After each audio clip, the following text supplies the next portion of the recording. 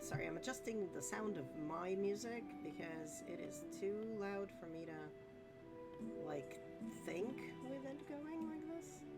Hopefully that doesn't do anything too bad to, well, you guys hear, but let me know if it gets weird. Anyway, today we're going to ply some yarn. This is a kit from, well, not a kit, but it's a box from Greenwood Fiberworks. It had three braids in it. It had this stuff, which this green is coming out real weird in what I'm seeing of the tape. It's like a bright grass green. Like if you can see my like little trans rights or human rights flag in the bottom right there, where it says science is real, it's the same green as that background. So I don't know what the heck is going on with the camera. I wonder if is it better if it's in this camera? No, because it is being green screened in that camera. Well, and then this blue is coming out reasonably well. And then there's 4 ounces of these two, and then there was 8 ounces of like this completely different variegated. So what I'm gonna do is I'm gonna actually ply these two together until I run out of this, and then ply the rest with this, because chaos. So let's assemble our spinner here. You know, this always bothers me. Like, it's a tube. It's a thing that's aligned in a tube. Why is it sometimes really hard to push it through? Who knows? Not me. I'm sure it's probably physics. I am probably being, what is that called? A victim of physics today. Alright, that is gonna be too tight. Let's get this set up too. Gotta have my drive bands or whatever the fuck they're called. Okay. Oh yes. For anybody who uses the e-spinner, there's like a labels here, Z and S, and I never remember which one I'm doing, so I put in like a little sticker. I don't think you can see it because it's not zoomed in enough, but basically it just says spin dash ply. So it's this side if it's spin, this side if I'm plying, and then I don't have to think about it anymore. That way all of my stuff is always spun in one direction, plied in the other, and I don't have to think about it. And let me tell you, I prefer to, in fact, not think about things. Okay. Alright, so that's through. I used to have a loop at the end of this. I don't even know what's going on here anymore. I think I just had like basically too much stuff was attached, and like this is the remnants of, I don't know, 12 previous projects that probably could stand like just getting cut off or something, and they're just like on there forever instead. That's fine. Everything's fine. But yeah, so we're gonna just kind of ply this stuff. What I really want is for this to be like a loop at the end, but I just did not think to set it up that way when I set it up, and resetting it up would, you know, take less ADHD. Anyway, so my spinner is from Dreaming Robots. It's the Electric Eel 6.0, and this is actually their Lazy Kate too, which I love this thing. It like comes apart for easy packing, and then you can kind of attach any number of these together. And just have like little washers on top here to, you know, make the bobbin not fly off, which is good. We never want the bobbin to really, there we go, we never want the bobbin to fly off, right? Okay, well, the green is gonna wait its turn. These guys are here. I have no idea what weight this is because, who knows? Certainly not me. I never know these things. I don't know what speed we're going at. I don't know what tension we're going at. So we're gonna try and see where we end up with. Oh, I probably need to turn my battery on. And kind of hope my battery is lasts enough because I don't have it plugged in right now. And I'm not turning my auto winder on yet because I want to get it on there first. Are we turning on? Did I turn my battery off? No, I know what I did. I think. Hi. What is going on? Why are we not working today?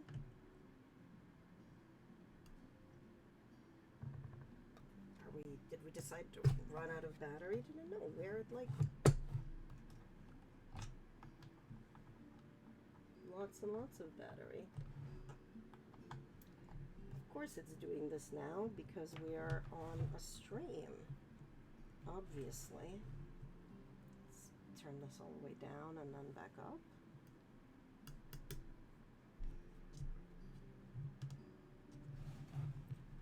Okay.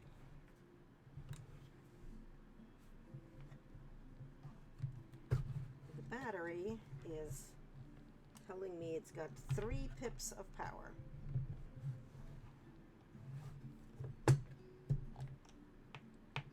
The wheel is telling me nothing. Okay, yeah, right, it's getting power.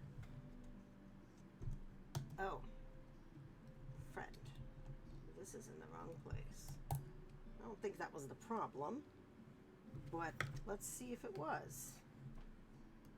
Yes, okay. You know what?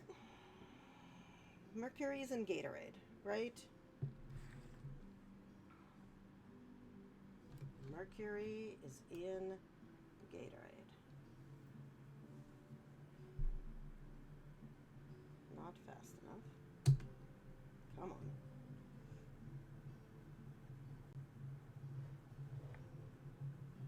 Okay.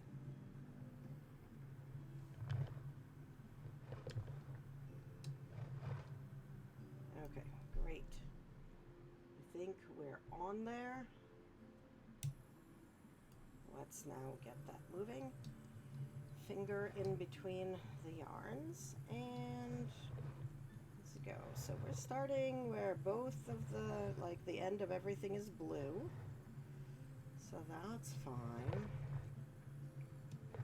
I am hoping for a consistent sort of like, I don't know, thin end of decay kind of weight here. But who the hell knows what it actually is going to be. I spun the blue a couple of days ago and I finished the variegated braid last night, so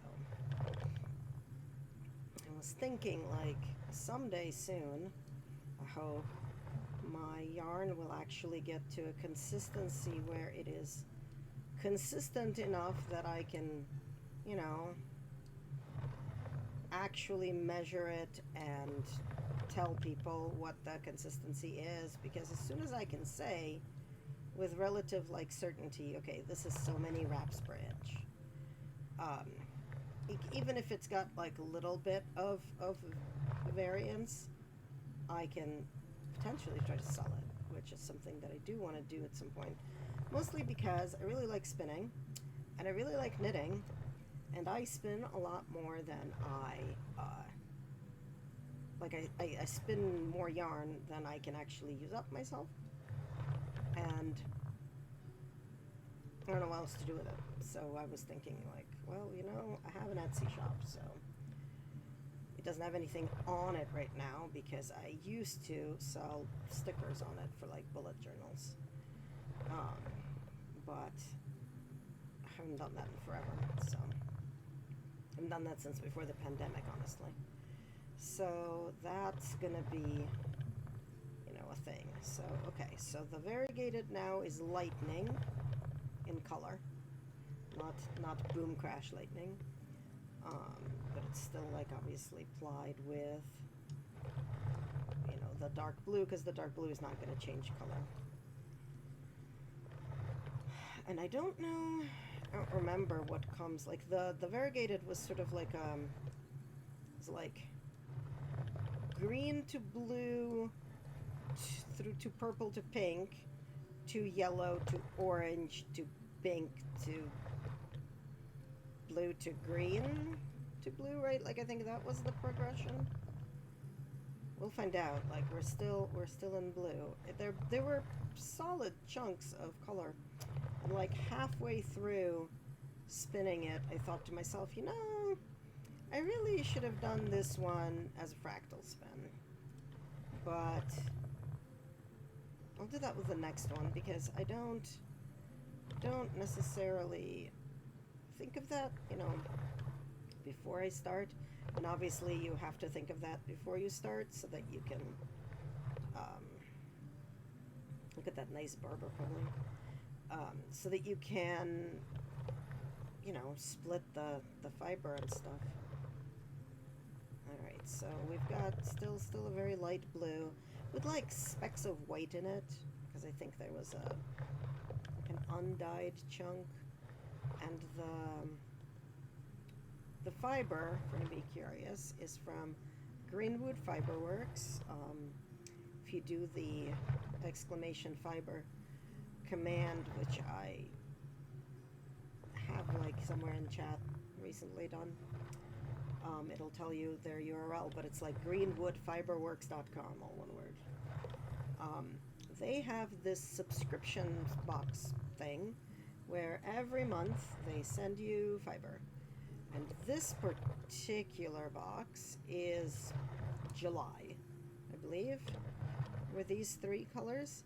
So yeah, so I get the mixed fiber, which is why I have the Polworth silk. I think the previous one I spun was camel, yak, and silk, and let me tell you, that was basically amazing. The camel yak silk was like, I don't know, what was that Barbara Streisand quote? It was like butter. Working with it was amazing. It like spun itself. I looked at it and it was spinning itself, basically. Anyway, so it's like mixed fibers like that, and the box I get is basically it's 2 solids that are 4 ounces and 1 8-ounce non-solid variegated. So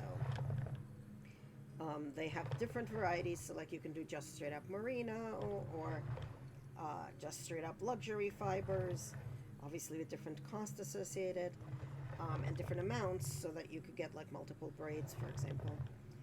But this is what I get. It's about, I want to say like $65 a month, which like I super probably can't actually afford because I'm unemployed, but I signed up for it before I was unemployed, and I'm loath to stop it because I get so much fun out of it. But that's the other reason why I want to see if I can sell any of it, because, like I get the fun of spinning out of it, but I can't necessarily use it all. I did just use up all of the spinning stuff that I did in like June and July, which I got from Paradise Fiberworks. I finished the Granny Tea sweater, which was my first ever crochet project. Like as a knitter, I'm not super great at crochet yet, so this is like that's coming out pretty nice. I mean, like we're still in Blue Land, although the variegated is, I don't know if you can see that there's pinks coming in, because that's where we're at. There's like a little bit of of like a light pink, pinky purple kind of color that's getting kind of introduced there. It's not the full pink yet, but we'll get to that imminently, I think.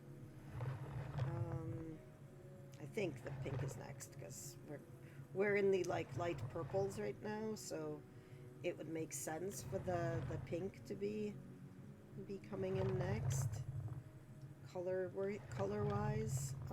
And it looks just like, looking at the bobbin, looks like that's what's on top. So we're gonna have a little bit of blue pink mix barber purling happening here, which, you know, one hopes will produce a purplish effect in the finished yarn. But yeah, anyway, what was I talking about? Oh yeah, so I did the crocheted sweater, and then I had a little bit of yarn left over, so I found this fun cowl pattern on Ravelry. It's like it's like a scarf that has no end, right? So it's that kind of cowl, the double it up around your neck sort of thing. And it's really neat because it's knit. So it's knit in the round, and you cast on, you know, like 240 stitches, right? So it's knit lengthwise, widthwise. Basically, you cast on the whole like length of it, and then you work up the width. So we want to go a little bit faster. So yeah, so this one, so you do like 10 rounds of garter stitch, and then you do 11 rounds of linen stitch, 10 more rounds of garter stitch, 11 more linen, and then 10 more garter stitch again. So you end up with these sort of long stripes of texture, and it works really well to do with two colors, where you do one color for the garter stitch and one color for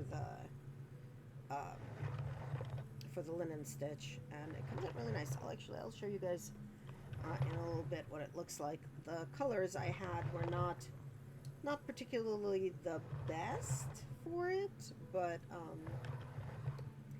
oh yeah, so definitely pinks here now, like pink orange. It's got this gorgeous section where, you know, the yellow goes to orange as it transitions to pink, and it's pretty amazing. It looks like the best sort of sunsets. But so this is probably not going to be consistent enough to like try to sell, so I might actually see what this looks like if I make that scarf with the plied with blue versus plied with green as my two colorways for that scarf, because it knit up like in a day. You know, probably, you know, 2 days if I'm like not pushing myself, but you know, watch a bunch of episodes of the Great Pottery Throwdown, which I finally like bit the bullet and went and registered for Channel 4, that's British Channel 4, while on VPN to be able to watch it, because it's on HBO Max in the US for seasons 1 through 5, or at least it was. That's where I watched it. But season 6 and 7 are just not available, with like no plan to make it available, and I find that to be kind of silly, because like, why? It's a really good show. I highly recommend it. I mean, it's you know, a little bit in the format of the British Bake Off, in that there's amateur contestants, there are professional judges, they you know, they're home pottery makers, potters. They come in, they have every week they have a project, and while their project dries to become leather hardened, they have like a smaller challenge, like how many cups can you make in 15 minutes? How many cups can you make in 15 minutes while blindfolded? Can you make these kinds of vases that you've never made before but we just showed you? Like, just, it's like a technical challenge, right? And then somebody gets eliminated every week, somebody is Potter of the Week, and at the end somebody is the champion. The show host, Keith, is a potter, is a professional potter. He's very good. He is very emotional. He kind of like sees great crafts and, cries on screen, and everybody cries. And he is a good example of like totally non-toxic masculinity. But also, like, somebody could have completely failed their technical, right? Like they put up the clay because they did not manage to actually throw anything on the wheel, and he still tells them something good, like, oh, you got some height here, and don't beat yourself up, you've never done this, but you went out and tried, and that's amazing. And like, he cries because he's all emotional about it, but they have never said anything bad about anybody's work. Like, the worst they say is, oh, well, this doesn't quite meet the assigned brief, or this didn't work out this time, but next time you need to do this, and the other thing instead. And obviously they send people home, but they say, like, oh, they didn't have a good week, and so we must send them home. But like, it is just so incredibly positive. Like, the entire thing is so reassuring and affirming and positive. And somewhere in the middle of some season, I want to say right before season 5 or maybe before season 4, their kiln assistant, so this is the person who like runs the kiln, because the potters make the thing and then somebody takes it to the kiln, fires it, and brings it back to them to decorate, went through transition, and is a trans person. And they just, as part of the start of the show, they were just like, and our kiln assistant is back. Their new name is Rose, and we love to have Rose here. That's it. At some point, there's an episode on, I want to say, change, or maybe like affecting the world with your art. And kiln assistant Rose, who does her own pottery, right, came in to talk about using her art to express herself and to like garner more acceptance for trans individuals. But that was sort of thematically appropriate to the season, and it's like NBD, right? No big deal.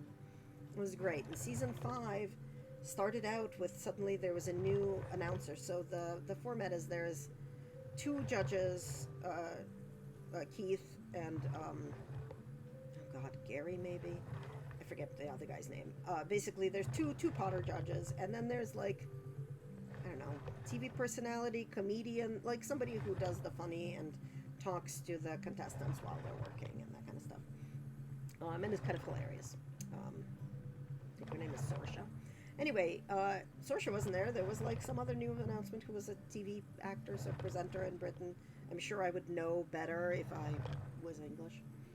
And apparently the regular presenter broke her leg so terribly that she just could not film. And, they were just like, yeah, she broke her leg, and I'm here to, replace her for a couple episodes. She'll be back, don't worry. In a couple of episodes, indeed, she was back. And she was in a cast with crutches. And it was just like, the 3 of them would come up to a contestant to talk to them, and there was just always a stool there for her to sit on, and nobody commented, and nobody made fun of it, and nobody said anything like stupid like I would expect on an American TV show, and it was just lovely. So anyway, that was a really long morass of a story, as I was telling you that I was watching the pottery throwdown while spinning. I also have queued up, because if I'm going to be doing this with the VPN, I'm going to be doing this. I've also have queued up BBC One, once I'm done with the 2 seasons of the pottery throwdown, to finally go back and watch the Great British Sewing Bee, because I watched, I think like season 1 was on YouTube, and season 2 was on something else, like clearly fairly illicitly, like, I don't know, a decade ago. and I watched them, and they were also lovely. Like, same format, uh, professional tailors, judging, and home enthusiasts sewing. I just remember season one was won by a woman named Anne. She was like 70 something years old. She's a grandma of like a billion children, 7 grandchildren, I think. And she was just sort of saying, like, yeah, I do some sewing at home. I sew some clothes for my grandchildren. And, it was cute. And she was amazingly good. And somewhere in the middle of the season, she just sort of casually mentioned, oh, yeah, I grew up in I was a child in the 20s and 30s or 40s, something like that. And, you know, all of our clothes were homemade, and I helped my mom, and then I got married and had my kids, and all of their clothes were homemade because who had money? And you just realize that she's amazingly good because she has spent her life, making clothes the same way that, like people make dinner, right? Like people who can cook, like they're not professional chefs, but they cook reasonably well, right? It's because they make dinner and breakfast and lunch at home and have all their whole lives. They've had fun with it, sure, but like they did it because, you can't go out all the time, right? That's certainly why I cook dinner, right? Like, I mean, I love doing it, but I do it every day because, as humans, we need to eat, and making food is what we do for dinner. Um, so, yeah, it was just, I don't know, I found it very, very, like, touching and kind of like reaffirming that she was very good and she won. And it was just so matter of fact normal for her, and all these other contestants were just like, oh, I really enjoy it. Isn't this quaint and cool? I can make my own things. I think somebody was doing it because, like, that's how they made clothes that fit their body shape, which is also amazing. But she was just like, no, this is just like, this is what we do. So what we did. Like, this is normal. And so the other thing, and this doesn't come up very much in the pottery show, but it does in the bake-off show, and very much so in the sewing bees. Two nations divided by a common language. Like, the terminology, I just don't know. Like, sometimes I watch Bake Off and I'm just like, what are you talking about? I do not know what any of these things are. Although I've learned that a sponge is, what I would call a cake, and a hob is the stove, and fugasse is a focaccia, and I'm just like, okay, words. And then in the sewing bee is this, like, what is a romper? What is a baby grow? Apparently a baby grow is a onesie. So, oh yeah, we have entered Yellowland, which I think we've gone through before. I just didn't pause to, like, note it for us. But we've entered yellow, and that means we're going to transition into green, because I believe the green fades into the yellow. But we're still seeing, like, a little bit specks of pink, right? Because it's, so it's a braid, right? And I'm pulling off the end, but sometimes things like they don't pull even right across. So, and while I was spinning it, I was thinking, like, oh, I should, like, split this and make rolags of the different colors, just so that it's a little bit more consistent with, like, where the edges of the colors are. But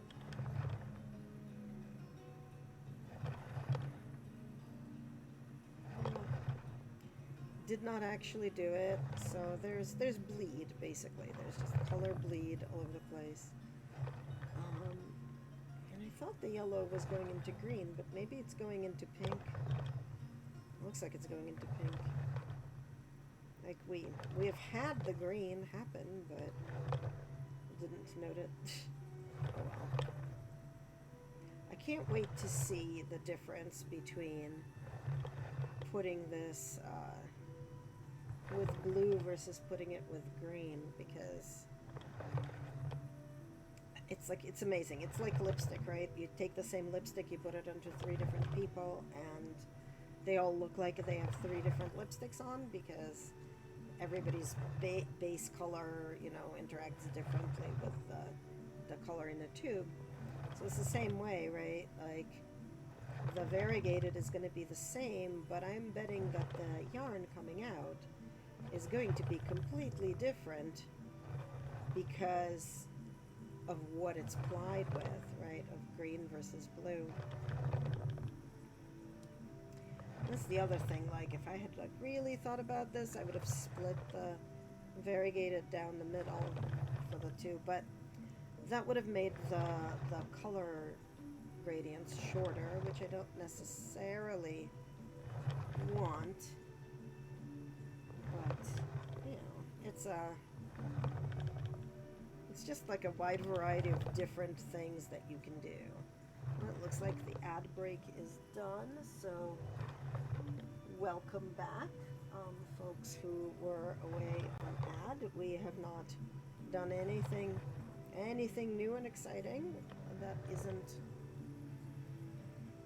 just this, right? So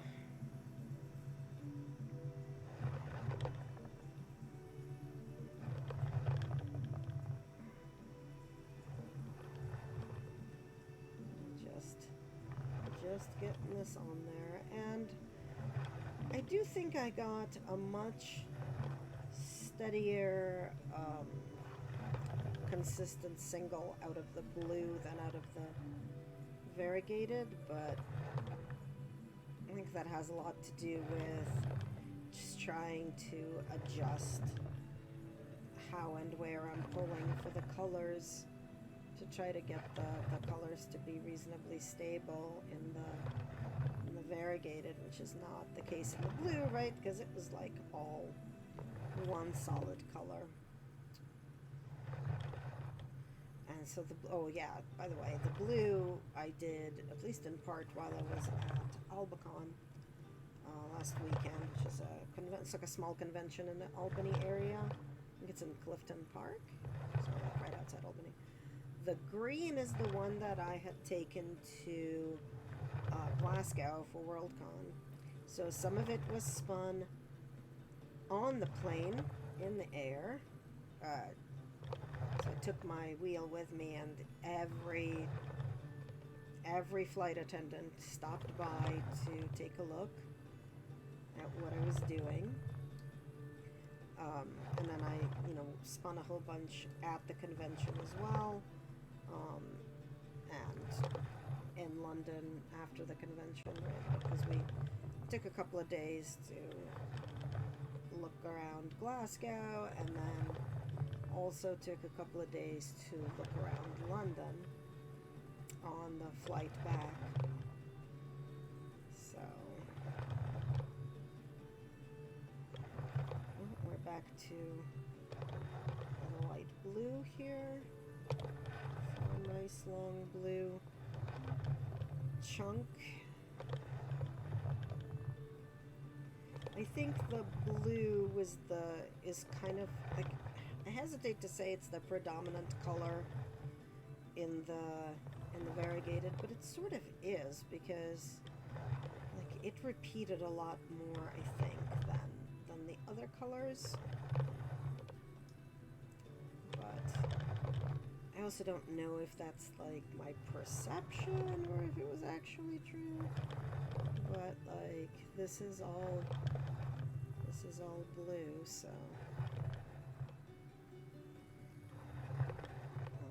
it is a decent chunk of nice solid blue happening here. The other reason I kind of want to use yarn like this in that scarf pattern I was talking about is because of the way it's done, right? It's not going to have a lot of pooling no matter what, because first of all, you're doing it in these really long rows, 240 stitch rows, so not a lot of back and forth for the pooling. But also, at least for the linen stitch, right? Because you are skipping every other stitch, you sort of don't end up with like matchups of color, but so it's kind of more fun, right? Like you just get a fun variance of colors happening.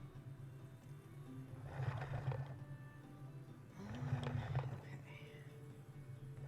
Definitely filling up the bobbin over there, but also definitely like, and like for sure there's less blue on the on the bobbin, but not like in a super visible way, i.e. the end is not in sight. But these are, I want to say that these are like, most of these are like 6 8-ounce bobbins, so once I get all the blue on there, that's going to be 8 ounces, right? Because the blue is a 4-ounce, so I'm assuming it's going to be roughly matched with the variegated. The variegated's on a different bobbin, right? So like all of these bobbins are from Dreaming Robots, except for this one. That one is from Spinning Siren, and it matches the case for my wheel. Because I have the color kit on, so my orifice reducer and my whatchamacallit, and my yarn guides are the same color as my case. I haven't replaced the knob for the tension. I have it. I have the tension knob from them. I haven't done it, mostly because I've been, like, on one hand, I've been vaguely terrified to, like, undo all my tension and reattach the thread. But on the other hand, like, I've had that thread rip terribly, so I've, like, replaced it. So it's not like I have not put a whole new thread on there, but I got the wheel in November, and I've only had to replace the tension thread once, and that was because I tore it up a whole bunch of times in the beginning, before I like realized I ought to file the groove in my bobbins. So I had a whole bunch of knots on them because like it's just a tension thread, right? So like it doesn't matter if it has knots. But eventually it like ripped just enough times that I was no longer really able to tighten it. So it's like, okay, I guess I will cut a new length. Fine. But, you know, my wheel came with a chunk of that thread, and I think it's, I don't know, it's cotton butcher's twine, right? Like, I think it's the same stuff I have in my kitchen for when I need to, you know, tie a little bouquet of thyme to go into a sauce or something. Okay, well, we've clearly left the land of blue and are in the land of pink again. It looks like it's going to transition to yellow slowly, and then yellow is going to transition to green this time. So rather than back to pink. Because last time I thought it was going to transition to green, it instead transitioned back to pink and back to blue. So we will get to the green, I swear, sometime. I am somewhat bummed that I can't, like, that I don't have a good way to show that green, but, you know, green screen nonsense. I never realized, like, how washed out the stuff down here is until I saw that green, so I might need to play with the whatever's going on with the colors on that camera. It's a Logitech like C600 or something like that, maybe. It's my old webcam that I used for work after I got laid off, and sort of like I was like, okay, I'm not on work meetings anymore. At least for a while, I'm just gonna set it up to be my overhead camera. because before that I was using my phone, and I was using the kind of like camo capture or whatever, which I probably should stop paying for because I haven't used it in a while. Which was great, right? Like it captured stuff off my phone, but sometimes my phone was just like, we are not going to focus. We're not gonna connect. We're gonna just like screw you. So this is of course better because it's hard connected in, but just have to play with the colors. It's not the best webcam, but you know, that's what I got. Alright, so yellow, and I'm starting to see a bit of green in the yellow, which I don't know if you guys can see yet, but it's a little hard to distinguish, right, because we are applying it with a blue, so the yellow and blue together do sort of blend into a green look all on their own. But yeah, no, there we go. That's definitively no longer yellow. It is now quite certainly green.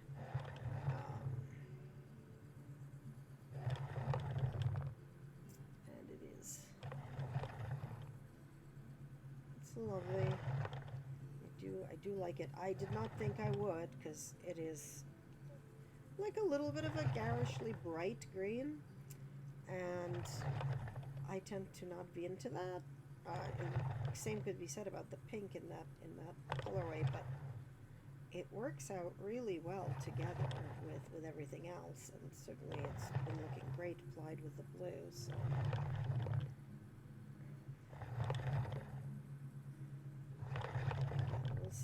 We'll see how it goes. We'll see what it looks like when we apply it with the green, because we're not going to have those nice long stretches of solid blue, but we are going to have, obviously, the nice long stretches of solid green.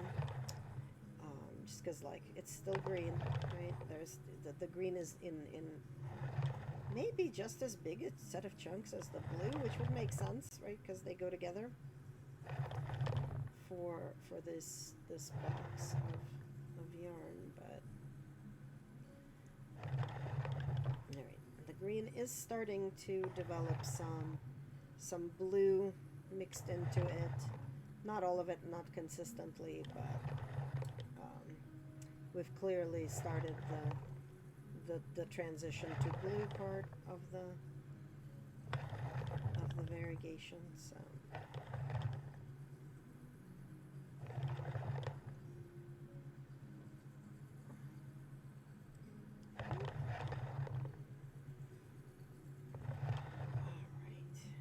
Yep, there we go. We're now mostly plying into a light blue.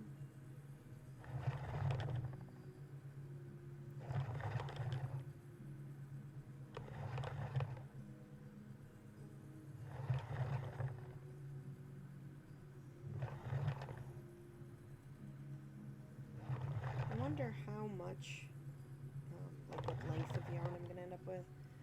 The previous time that I did the 4 ounces, they came out to about just shy of 200 yards, and the 8 ounce was either a little bit less than 400 yards, or a little bit more. So it's pretty good, which implies to me that I should get like a bit less than 800 yards, right? Out of both of these.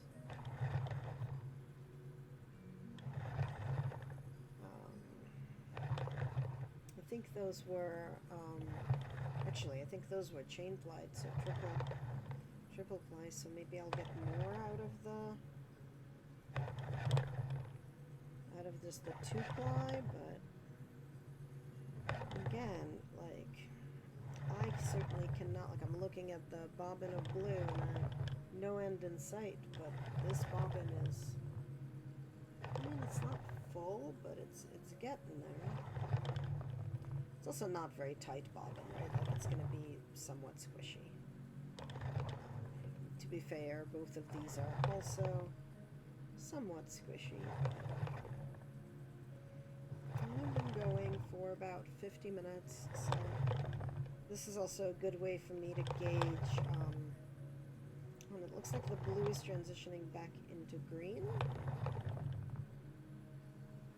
So I think that was like a short blue interlude as we go back to green, because there are short blues and long blues in this.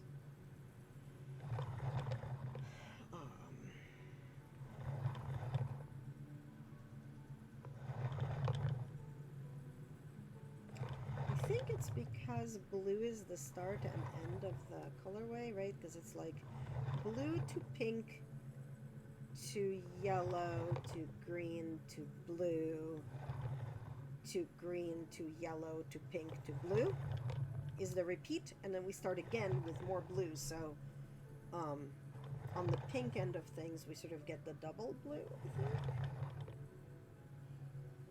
I think. I don't actually know. You know what? I don't actually know. Alright, we're still in green here, although a couple of speckles of yellow are coming in. So not a long line of green here.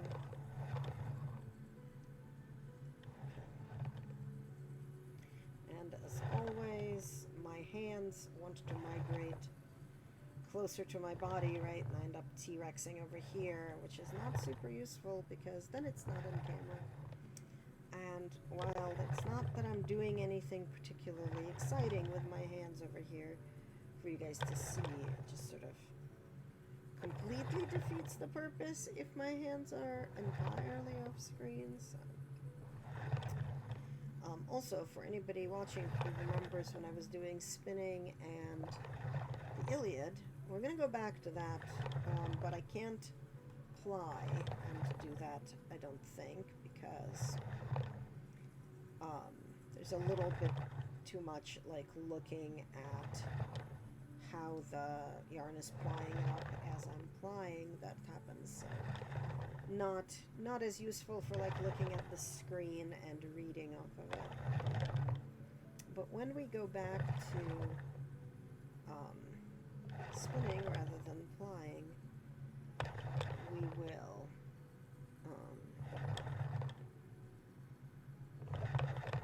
will go back to reading, which is not going to be today. I think like I want to at least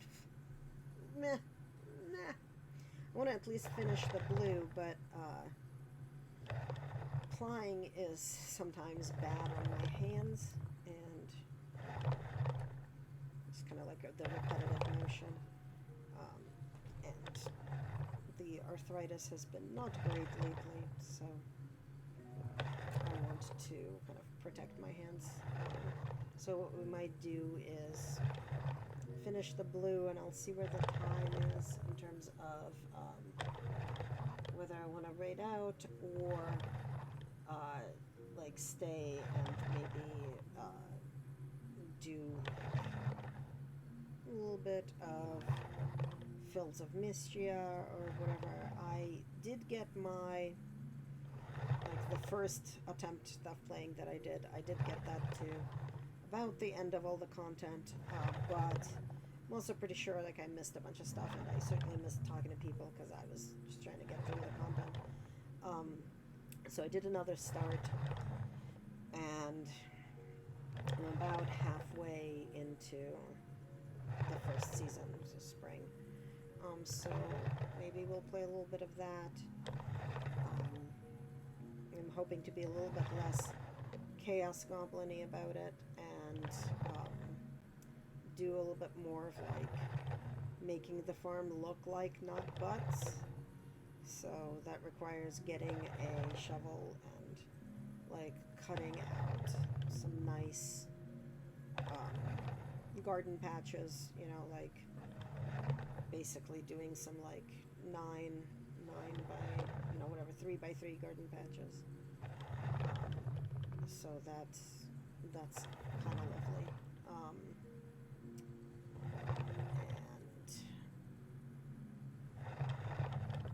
So I want to do that, and also I want to actually like invest the time in clearing some of the debris and putting down paths so that the debris doesn't just come back, because the trees grow very fast, and the grass and the rocks and the like branches just reappear freaking instantly on cleared land. So but also like that'll prep my stuff for when it's actually time to get animals and like build a coop and a barn.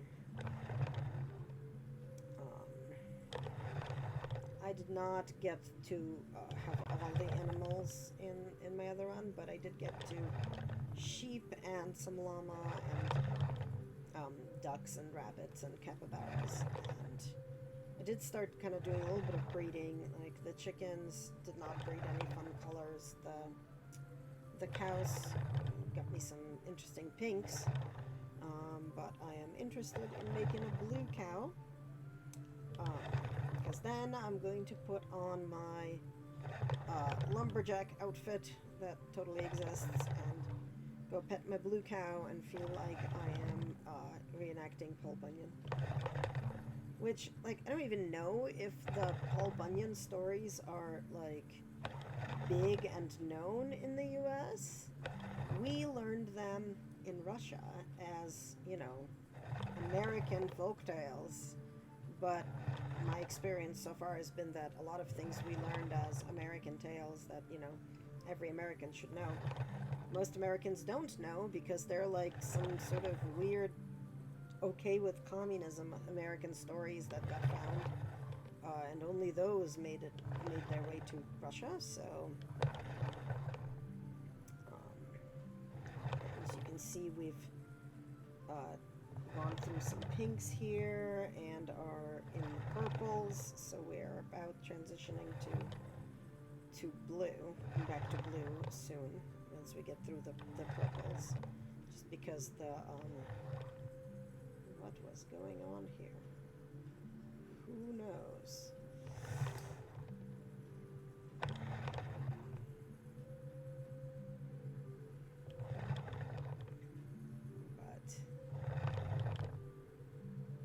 Looks pretty. So yeah, so we'll transition through the purples into the blues momentarily.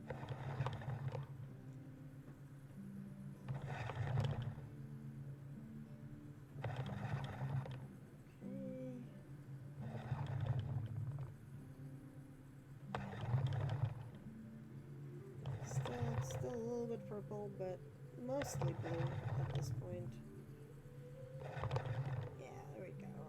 Basically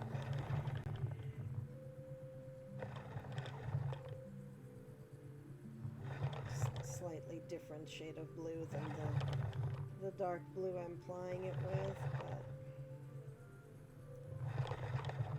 the reason I was thinking that there is double the blue, like other than thinking like, yeah, that's what it looked like, when I look at the bobbin, like when I'm applying any color other than blue, I can sort of see the next color that's coming up. That's just, I can see it through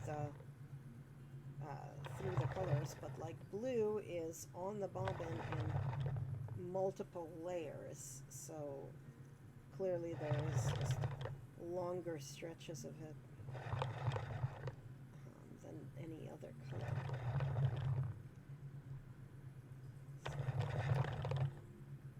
But I do like how this is coming out, so.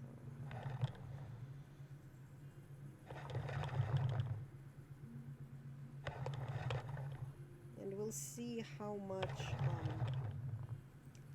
green I'm going to have left, because I'm going to use up all the blue, and I'm pretty sure that's going to take more than half of the variegated, because I think there's just parts of the variegated where I spun it a little bit thicker than And I spun both the blue and the green, so that's going to, do that. But what I'll do is I'll do what I always do in this case. When I have, of the two things I'm plying, I have only one left. I just finish the end in a chain ply.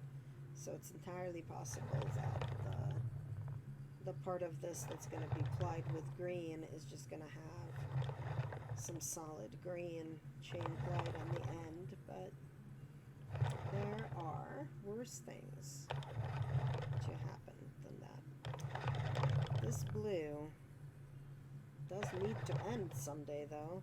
I don't know when that is, because there's just so much more of it still on the bobbin. I mean, you can see on the applied bobbin, right, like that it's basically completely covered with blue right now, because we've just been going through the solid blue for just that long.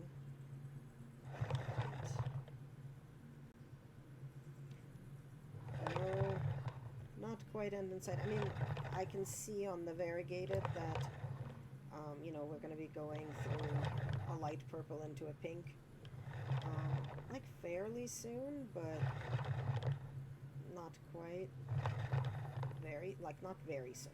Just, I'm starting to see it through the gaps in the blue that was wound on the bobbin.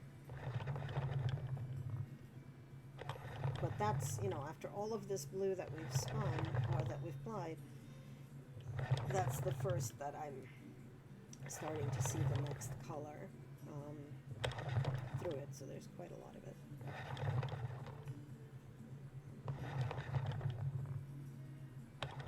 Also, folks, let me know if the sound of the bobbin is making a Noisy Kate is annoying, because I just realized, it's sitting right in front of the microphone. So I'm sure the sound is getting picked up. But who knows? Between that and my air conditioner making noise and my fan making noise and music playing and the wheel making some amount of noise. Certainly not a lot of noise, but some.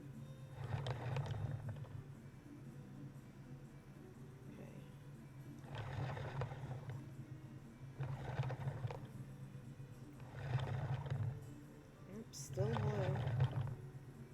Okay, I can see the imminence of the pink, but it's not here yet.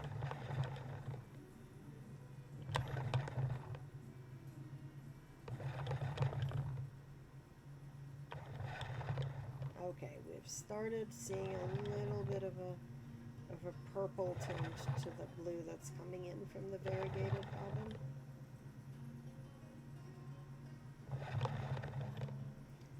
Still not pink, but it's kind of getting into the lavenderish end of things.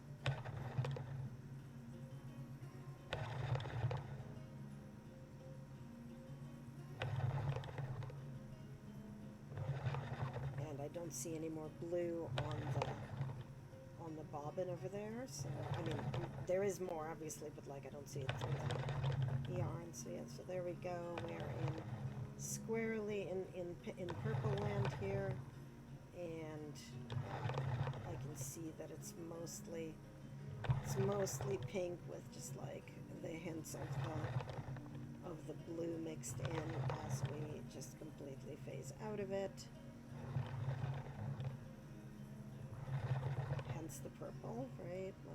It's just the pink and the blue mixed together. But blended together on a blending board, mixed together, not spun together in a barnacle. So okay, so this is now pretty much pink. We're making our own purple here now.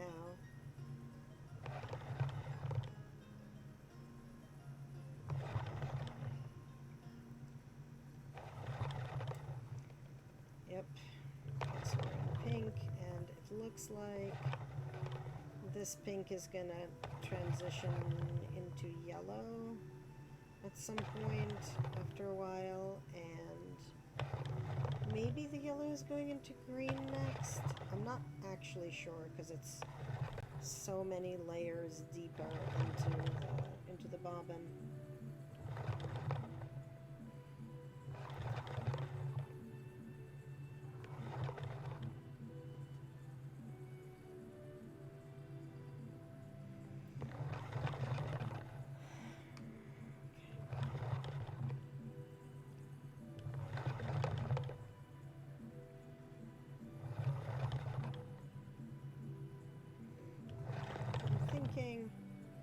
I'm gonna probably do more of this tomorrow. If I can get everything plied today, I will, tomorrow I'll wash it and hang it to dry, and I'll put pictures in my Discord, but, you know, next time I am on stream with the yarn and once it's done and put into a skein, I'll measure it and put it back on the Nerdy Naughty, and I'll show it off so that folks can see the end result. Because I want to do a side-by-side like skein compare the plied with blue versus plied with green convention, because I think it's gonna look quite different, but like in a good way. Right, so I am in the section of the blue, which is very light blue, because it was like you saw, it was pretty dark blue the entire time, but now it's light blue. There's like some white variegated in. And it looks like there's more darker blue underneath, right? Because it was just like some chunk of it just was lighter. I never know like how much that is by design and how much that is just like, oh, this part didn't pick up any of the dye. Or maybe it's some of each, I don't actually know. Okay, so we are in yellow. The pink has transitioned pretty squarely into yellow and orange, so that's where we're at right now. And you can kind of see as they're coming off of their bobbins, the yellow and the lighter blue here.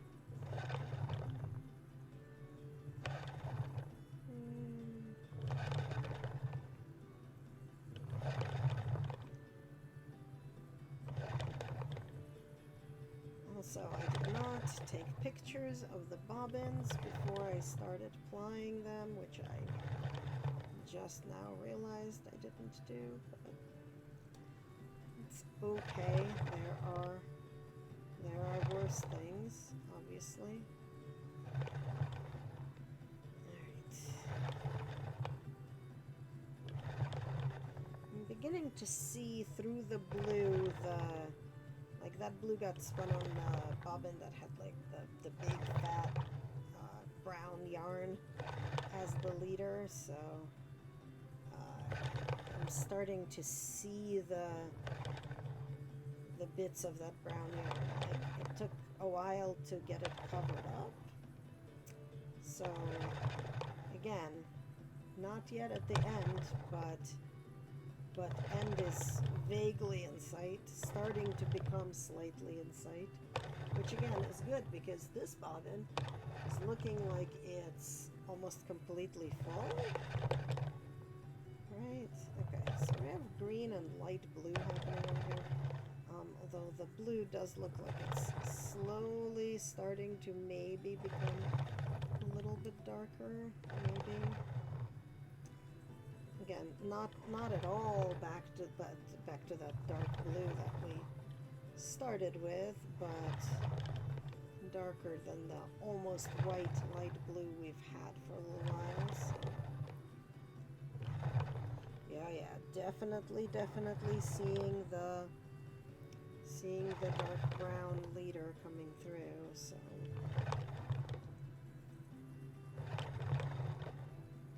definitely in sight for that. So it's been an hour 10, so probably an hour and a half to ply, just like of solid continuous plying. And of course, with the auto winder, I don't have to stop to move my my hooks or anything like that. Oh, stop. The blue broke, so I just want to get it back to where it was,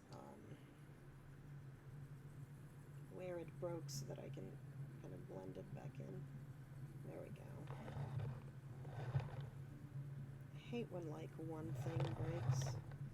I mean, it's better than both of them breaking, honestly, but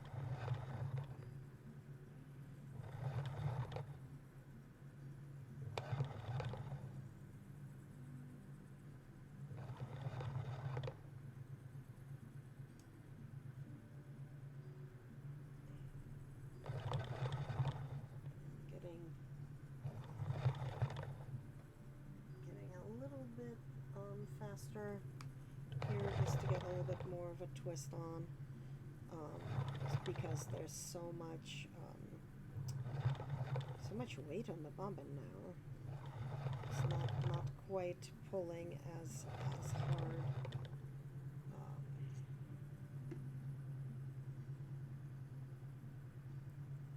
Increase that tension as well, just again so that we can get a little bit more twist on there and get it pulled in reasonably easily. Okay, so we're back to like a reasonably dark blue, but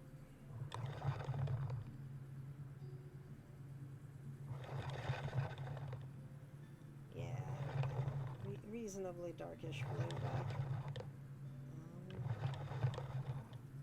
And definitely I can say the end is in sight. It's not yet nigh, but it is in sight. I can see it coming. And we are back to, we're finishing up some of the green section here, and then we're going to be in the long blue stretch. Probably not long enough to actually finish with it as we started with it, but that's okay.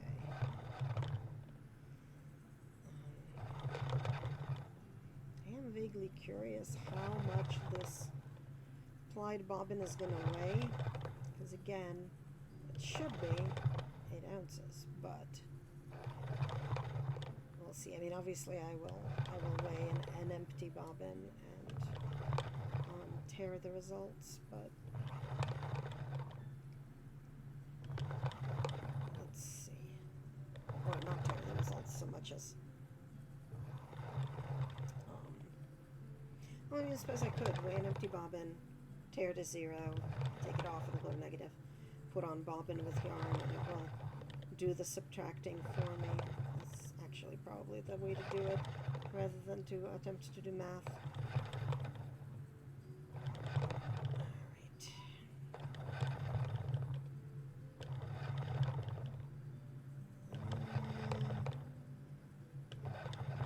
Not yet seeing the bobbin through the blue, other than on the very end where there was, you know, like a fatter bobbin plastic bit, so there's less thread on top of it than on the actual shaft. But slowly but surely getting through the blue.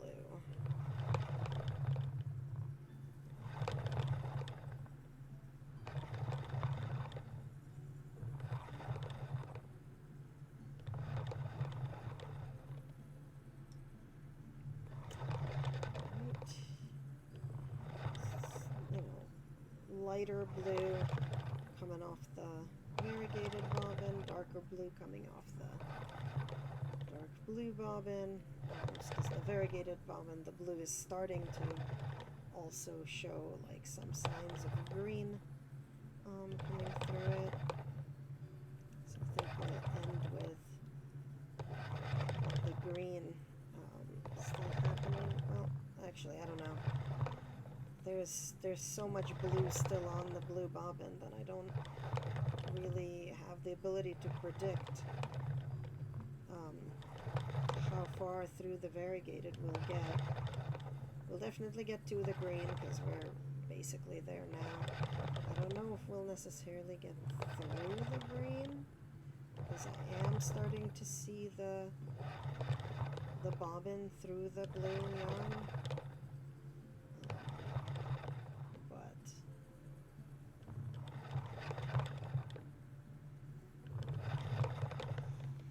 who knows?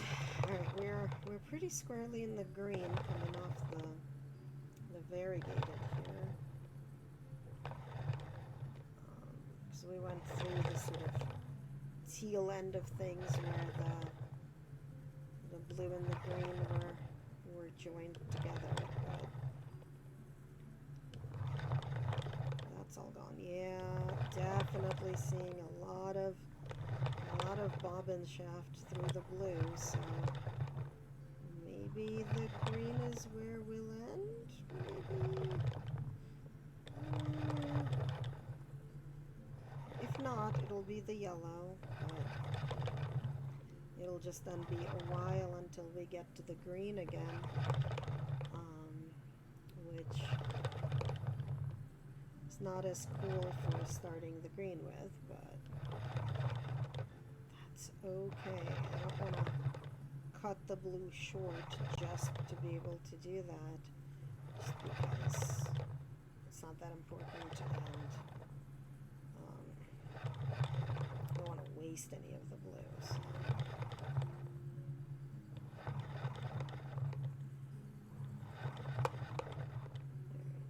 Alright, still in the green, although a little bit flecks of yellow coming through.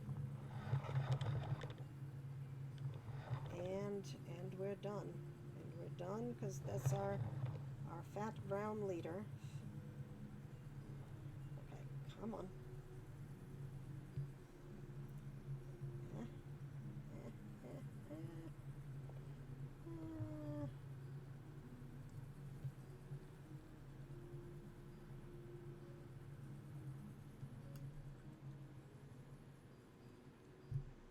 Okay. And this bobbin is done. Let's remove it and take a look at it. So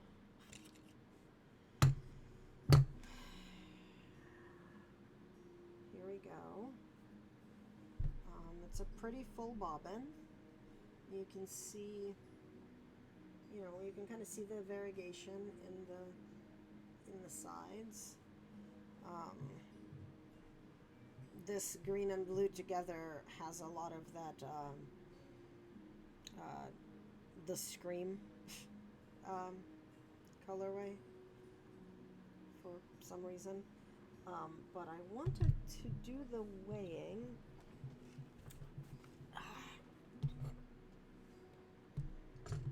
Yes, I have a scale. Yes, it used to be my kitchen scale. Yes, it is a Weight Watchers scale. You know what? I had it, which is why it became the fiber scale. Okay. So this is 3.6 ounces. We're going to zero it out. I'm just going on the assumption that close enough the bobbins from Dreaming Robots are all the same. So 4.3. So this is 4.3 ounces. So like not bad for even splitting. I'm actually kind of amazed that came out that way. So now that we've emptied this bobbin, let's reuse it for the next iteration of stuff.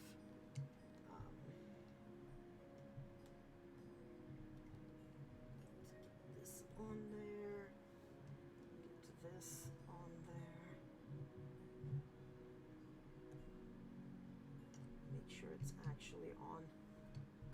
correctly this time.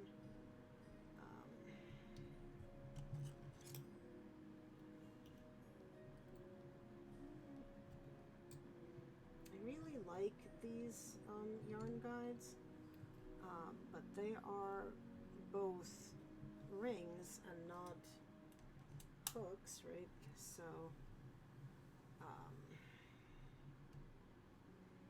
why did I put the hook away? So I have to like actually use the hook to get through them. Come on.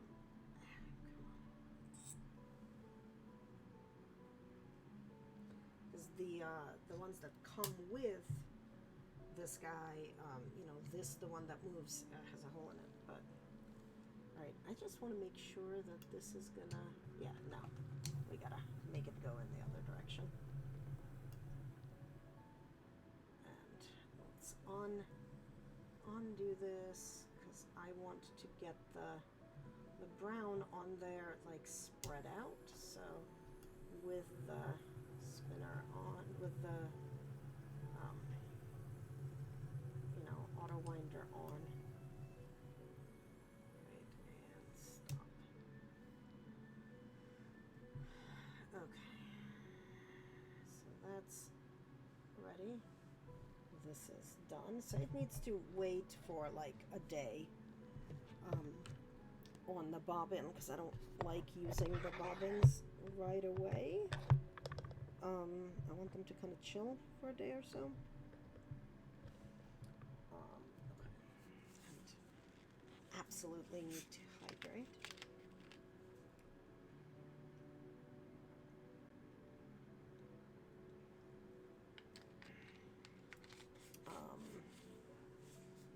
Let's see. I think I want to get this started before I kind of pause for a day, and then I do want to pause for the day because my arms will kill me, or my wrists will kill me, really. Okay. Do we have a loop on this one? We do. Yay! Yay, a loop, because then I can just get both through and pull over, and then once it starts spinning,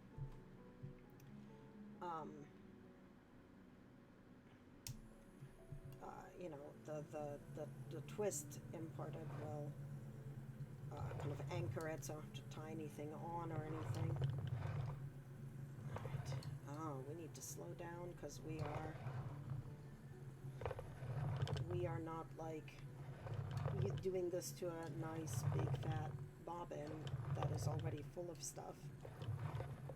Okay, so this is, you know, we had just a tiny end of green, and now we are pretty squarely into the yellow, and it looks like this is going to be yellow going into pink, and then going into the blue and then back out. So it's going to be, again, like we said, it's going to be a little while before we encounter more green for our green to be green with. Those are sure words, I said. Those are words that came out of my mouth that made some sense somewhere in the depths of my brain, but not like once it escaped out. Alright, so we got yellow with a little bit of pink happening, and there we go. Yeah, okay. You know, if someone told me when I was little growing up that I would be doing this, I would not believe them. Not because like this is so inconceivable, but growing up in Russia, right, like nobody did spinning. People did knitting and people did crochet. My grandma did. She made me lots of clothes. My mom did. I did. I learned to, you know, I learned to make crochet chain when I was 3, and I learned to really knit when I was like 3 and a half, 4. But I don't think I knew where yarn came from other than from like other things you unravel, right? Like, oh, this is an old sweater that doesn't fit you anymore. We're going to take it apart and we're going to make you a new sweater that does fit you out of the yarn. With, I guess, more yarn added in. I mean, it would have to be, but This green and pink is like the 60s happening all over my yarn. Um, but I don't think I really thought about it, and certainly there was not like yarn for sale in stores. I don't think. I can't remember. Like there weren't, like, obviously there were not yarn stores, but you know. But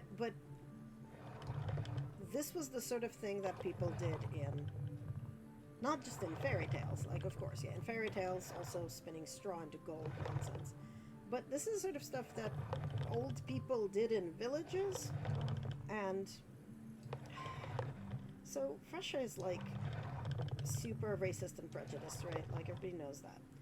But growing up there, it was like also weirdly prejudiced about all sorts of other things. Like, yes, old people would do this in villages, but it wasn't because, oh, because they needed to make clothing. And it wasn't because, like, oh, that's what you do when you have sheep. It was more like, that's what you do when you're uneducated and can't live in the city. Because obviously, if you were, you know, like, educated, you would be living in the city. Just the same way that I was pretty convinced that only the terribly uneducated old people in villages far away from the capital had any religion. Like, there were a couple of monasteries in Moscow, including one that oversaw one of the biggest cemeteries. But, so, like, I definitely knew they existed. I saw nuns.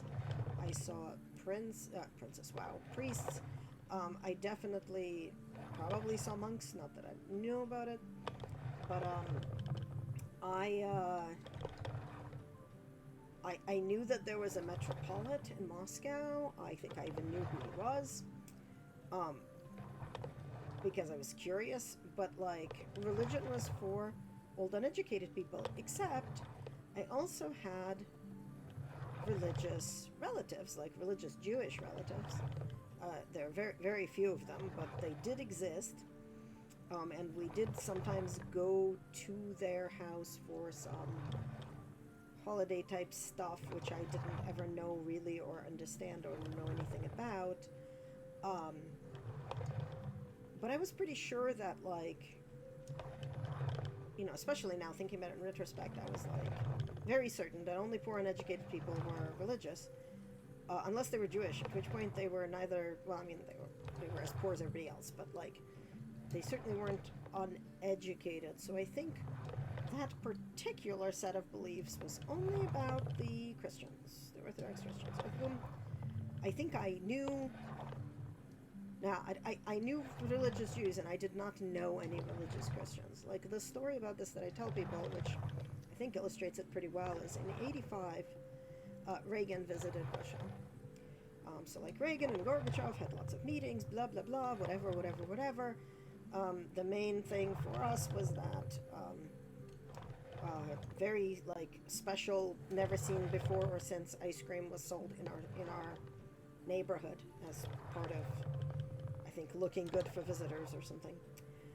But anyway, when Reagan left to go back to the U.S., he had, like, a farewell speech that he made somewhere, and it was published in the newspaper. So being, like, this is '86, so I was like 7. So being, you know, a good 7-year-old or whatever, I absolutely read the speech in the newspaper. I just remember he was talking about, like, peace, cooperation, togetherness, brotherly love, blah, blah, blah, whatever, like, standard political stuff. But being Reagan, he ended his speech with something like, you know, and God bless us all. And I remember thinking very clearly that this had to have been Soviet propaganda, anti-American propaganda, because the President of the United States had to be a well-educated man, and therefore he couldn't possibly be religious. So this was clearly just the Soviets trying to make us think that the American president was dumb. And that's why they put that into his speech, because he clearly couldn't have said it himself. Like, I was 7. This was very much my belief. Like, I was very very clear on the whole, like, Soviet propaganda against Americans, the newspaper publishing, like, stupid stuff, the government, like, changing things around. Like, I was very well familiar with all that stuff. And I was also very clear that there is no way that the President of the United States could be a religious person, because he was educated and clearly knew better. And obviously wasn't Jewish, so it was, like, super not an issue. Had some fascinating systems of belief when I was little, in retrospect. But yeah, anyway, I think for reasons my brain associated something like spinning and weaving, and I don't think I ever gave thought to yarn dyeing, or anything dyeing really, was relegated into the same realm as Orthodox Christian religion. Like, it was stuff people did in villages because they couldn't be doing any of the other better things, I guess. I don't know. But, here I am doing this because it's fun. I certainly don't do this because I'm trying to, save money on making myself clothes, because this is an expensive hobby.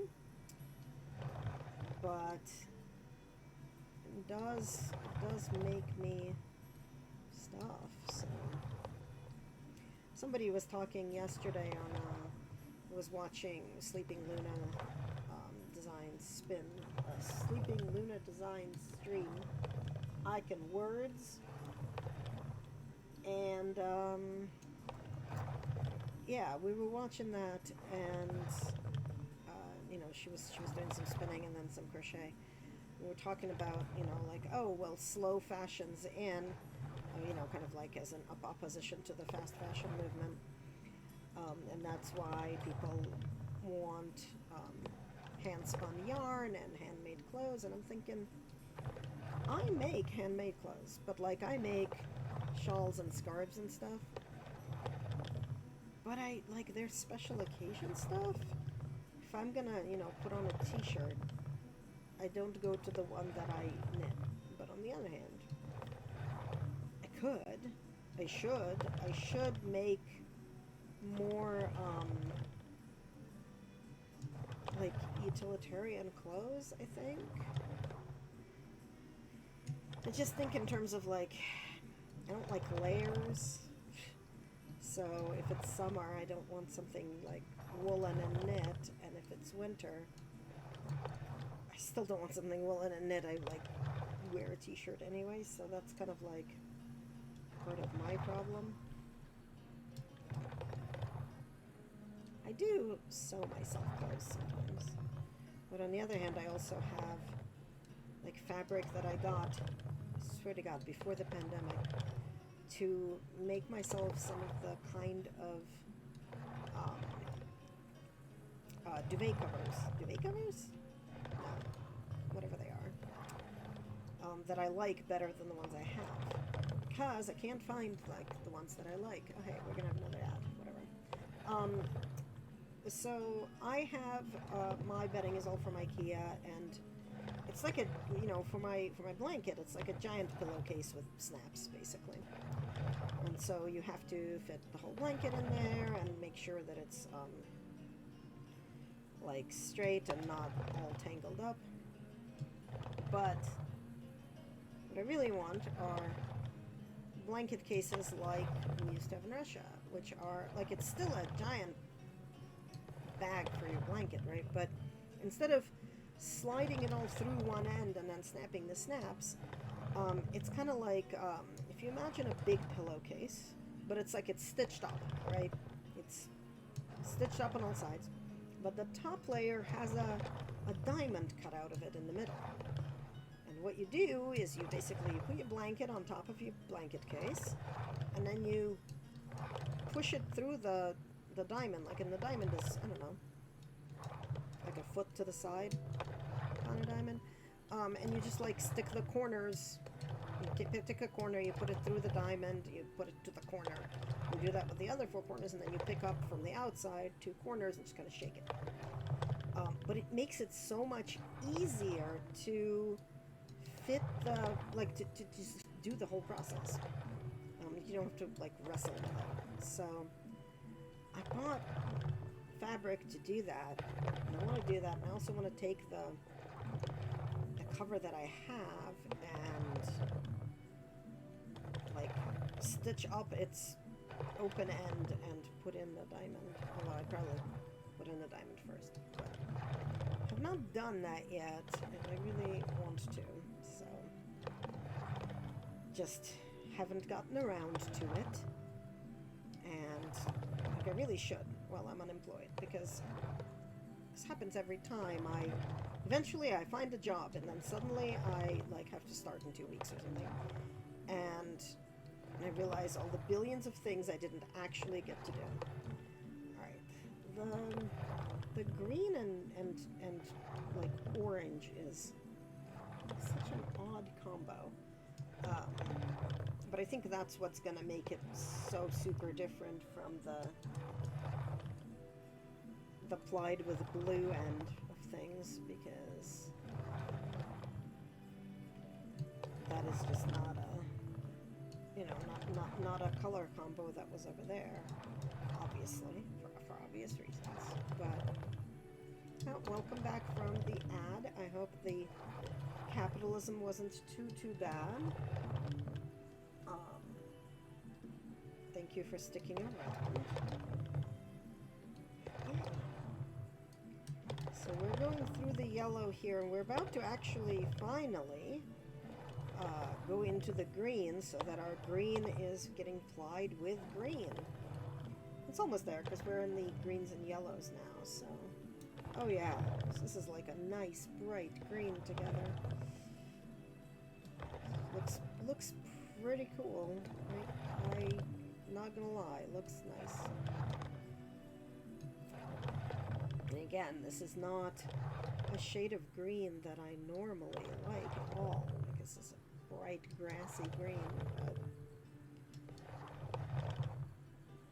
it's not bad. Alright, I wasn't gonna do a lot of this, and then here I am, like, getting a bunch of it applied. Okay, let me get through the green on the variegated, and then we'll stop and put that aside. And play a little bit of Fields of Mistia, because I super want to actually do that, at least a little bit. Because it is, let's see, what time is it? It is 4:53 p.m. So I have until 6 to stream, because at 6 I'm going to go start making dinner, and I'm making Korean fried chicken, which I love. It is effing delicious, but it's like you deep fry things twice, so it is a non-insignificant time investment, like two-ish hour process. Definitely totally worth it in the end, but is time taking. So okay, so I think we're getting to where the green is starting to turn into teal and then into blue. Yeah.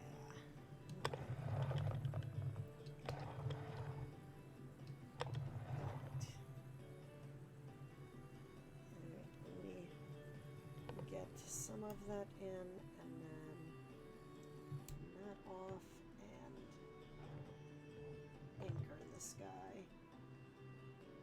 I love that this orifice reducer has the little slots in it. I know that Maurice is contemplating putting those into the orifice reducer that comes with the wheel. But okay, so that's very green looking, but that's fine.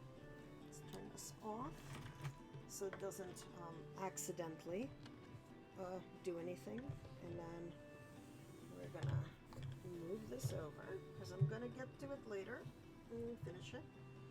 But for now, we're gonna want a keyboard.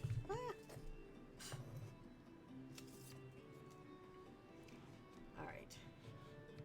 Let me switch to here. actually, yeah, let me switch to there and turn the, like, pause this music and get, why are you telling me I'm unstable? You're unstable. And get the game started. Fields of Mystria, play.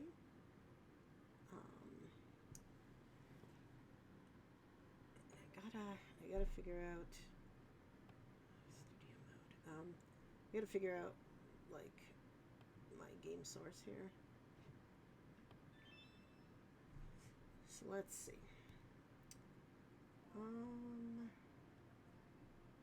We need game capture. Can we capture Fields of Mystria, please?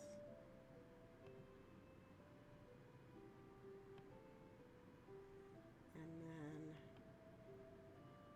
applications sound.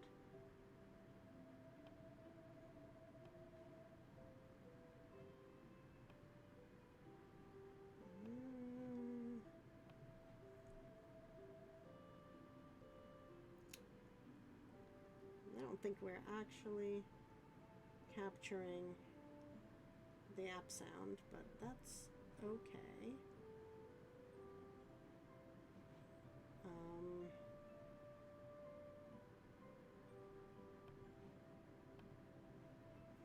Why is the game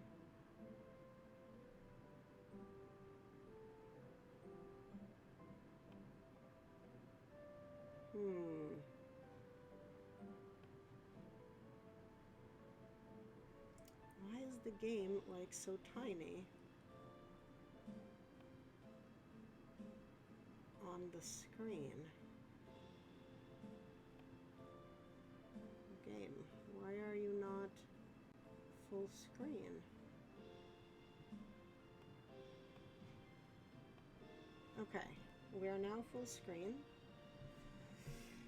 Okay, let's try this, guys. All right, so load game. Yeah, so I had this Vulcan farm, played for 41 hours, and got to, like, Summer of Year 2, level 50 and everything. And then here's my New Beginnings farm. So this is Spring 17 of Year 1. So this is where we're at. We do have a bunch of skill points to use. Let's see.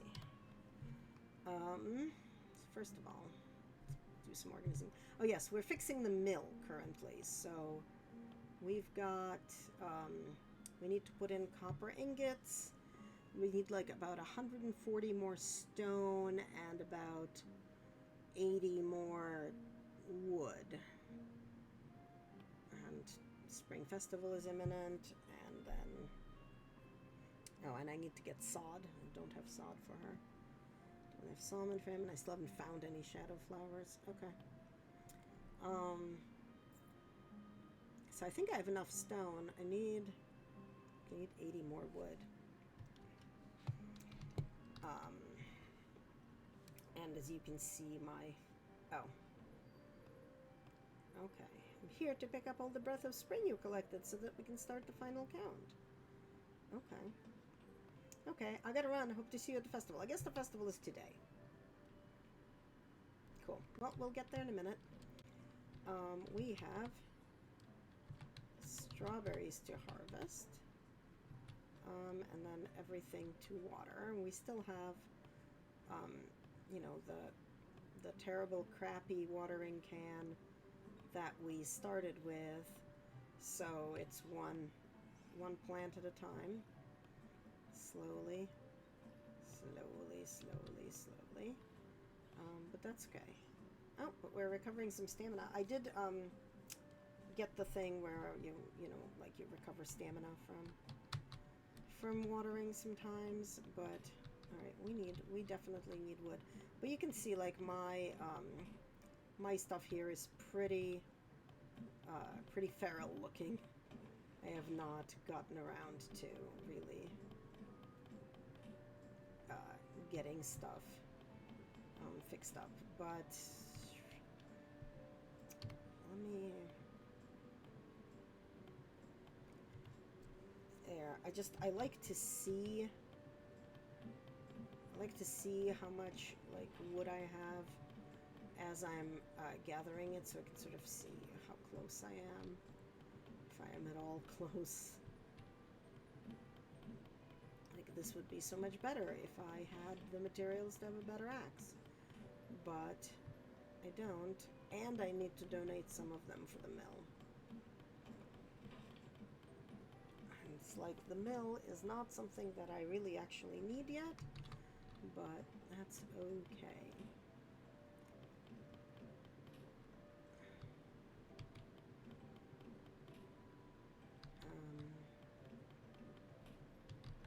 I'm gonna need 1,000 tessera gold, whatever they're called, for the for the mill as well. So that's why I've been kind of like sitting on the money. But I have 1,900, so I should be okay to get the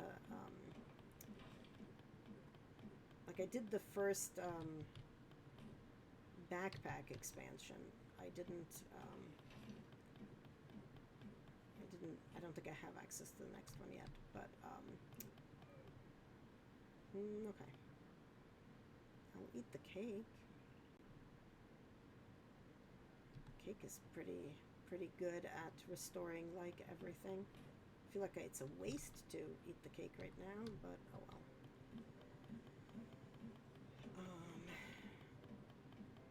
I basically get 5 wood per tree, so if I need like 80 more.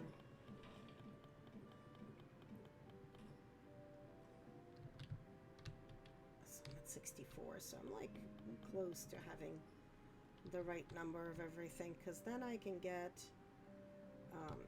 oh, and my cherry tree has actually finally produced cherries. This is the first harvest of said cherry tree.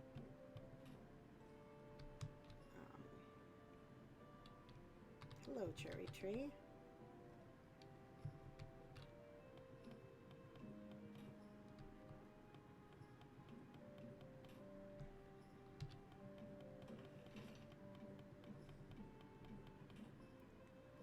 It's 77. Okay. Like one more tree, and then I will head over to the festival and to like where the stuff is. Because I think... Yep, 82. Okay. Let's head over there and see what we get.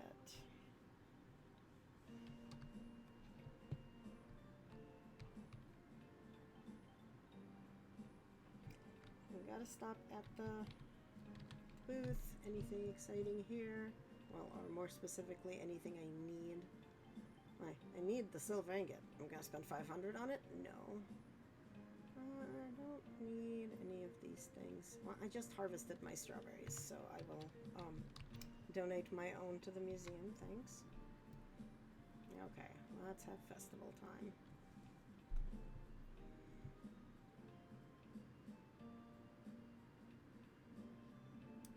Moment you've all been waiting for is here. It's time to announce the 3 people who turned in the most Breath of Spring flowers. In 3rd place, me. I've gotten 3rd place and 2nd place. I've never gotten 1st place. So 20 gets me 3rd place. In 2nd place, Errol. How exciting. And finally in 1st place, Celine, as always. It is always Celine. Oh my gosh! A big congrats to all our winners, and thank you for being part of our spring festival. Please enjoy your prizes. I don't actually remember what the price was. Oh, the planter. Okay. I think I sold the planter last time. Oh, way to go. I wouldn't worry about challenging Celine. She's been taking 1st since she was Dell's age. Okay, great. this is fancy perfume. It's a souvenir loved by everybody. Here's the planter, and then first of the spring basket. Don't really want to buy any of them.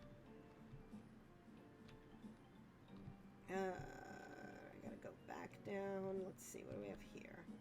I think this is like wreaths. Oh, flower crown. Not, again, not buying it for 500. Like, that is a lot of money that I don't currently have. And here we've got floral tea and coffee. Like, again, not... What is, that's a gift. And what does that mean? Who knows? Alright, let's go see if we can... Nope, still not in the right place. Let's see if we can donate things. But also, like, do we have anything to pick up here? No. Request for a red toadstool. Okay. I know where they are found, I just... Okay, that is everything. So now I need to, I think, just talk to her? And bring 1,000 Tessera to Adeline. Okay. Where are you, Adeline? You are at the festival, obviously.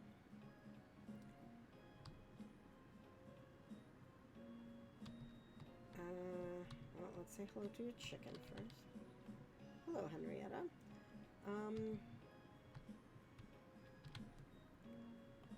Spend all my money. You're indispensable, Anna. Let's get this mill running again.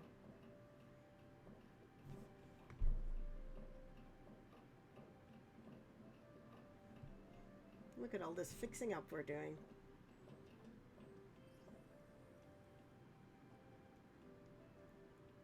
And by we, I mean, in this case, like, I think Reese did all the work. Incredible! Phew. Wonderful work, everyone. Mystria finally has its mill back. You'll be able to make all kinds of new products now, Anna. Would you like to hear more about how to process items? Yeah, sure. Open the milling menu by interacting with the milling station. Select what you want to craft on the left side of the menu. Ingredients and time requirements are on the right. Okay, great. Step 4, select OK to craft. Yeah, okay. That did not need a tutorial. I won't have to import overpriced grain anymore. Henrietta and the rest of my animals are going to be thrilled. If you want to try your own hand at raising animals, you'll need somewhere for them to live. Just come by the workshop. With the right materials, we can set you up with coops and barns. Thank you again, everyone. Yay. Okay. I completed this quest. Let's see what... Is there anything we can mill now? I don't think I've really grown any... Yeah, I don't think there's anything that I can... Right, because there's... flour that needs wheat, and rice that needs rice, and sugar it needs sugar cane.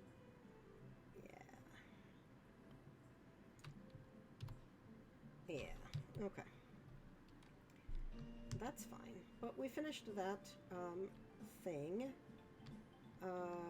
Let me go grab soup, and then let's go to the... Soup looks good today. It's minestrone. Okay. Let's see. Is there anything here that is worth it to make? No. Okay. So let's go donate the strawberry, but also we can go see if there's anything in the dig spot that we might want to dig up, because it's definitely like too late in the day to try to actually go to the mines, but we can go to the dig spot and see if there's anything that we get there that's new and donatable. Yes. Okay, let's see. What have we got here? Ancient stone lantern. Okay, cool. Nothing else new, right?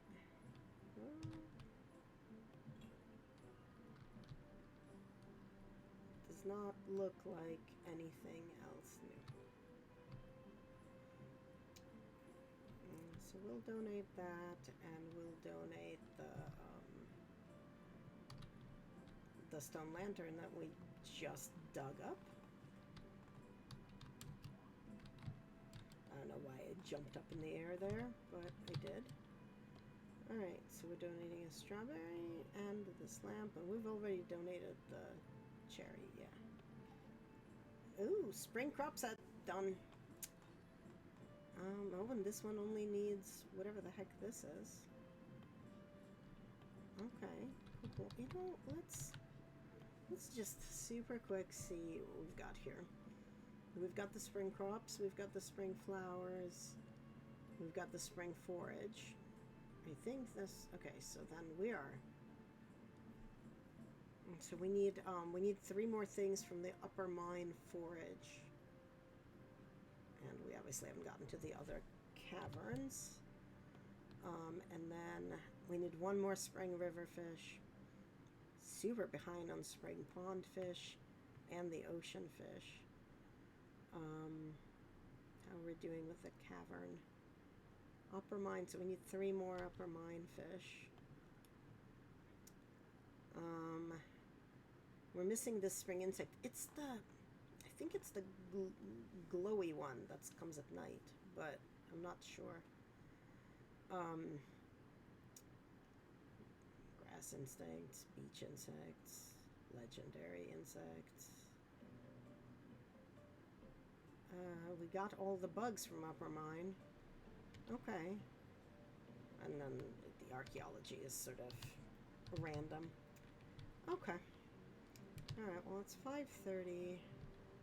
Let's go real quick to the beach. Also, let's go real quick and collect, because, like, we gotta get these anytime we can, basically. Just because, like, okay, those have not grown back yet. Just because we're gonna run out of them real quick when we have animals, so. Same for coconuts, but I don't think we have coconuts yet. Did not need that, but oh well. It says that it's good for some sort of crafting ingredient, but I've yet to encounter anything that needed it. I am betting you are a ladybug I don't need, but am I out of space? Oh, I got prizes or whatever, and I didn't absorb them correctly. Oh, I got copper ingots out of that. That's good. Is there anything else? No. Okay.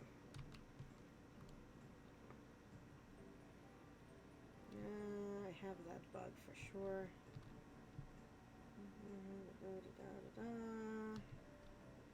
Nothing. I'm just like looking at. Ooh.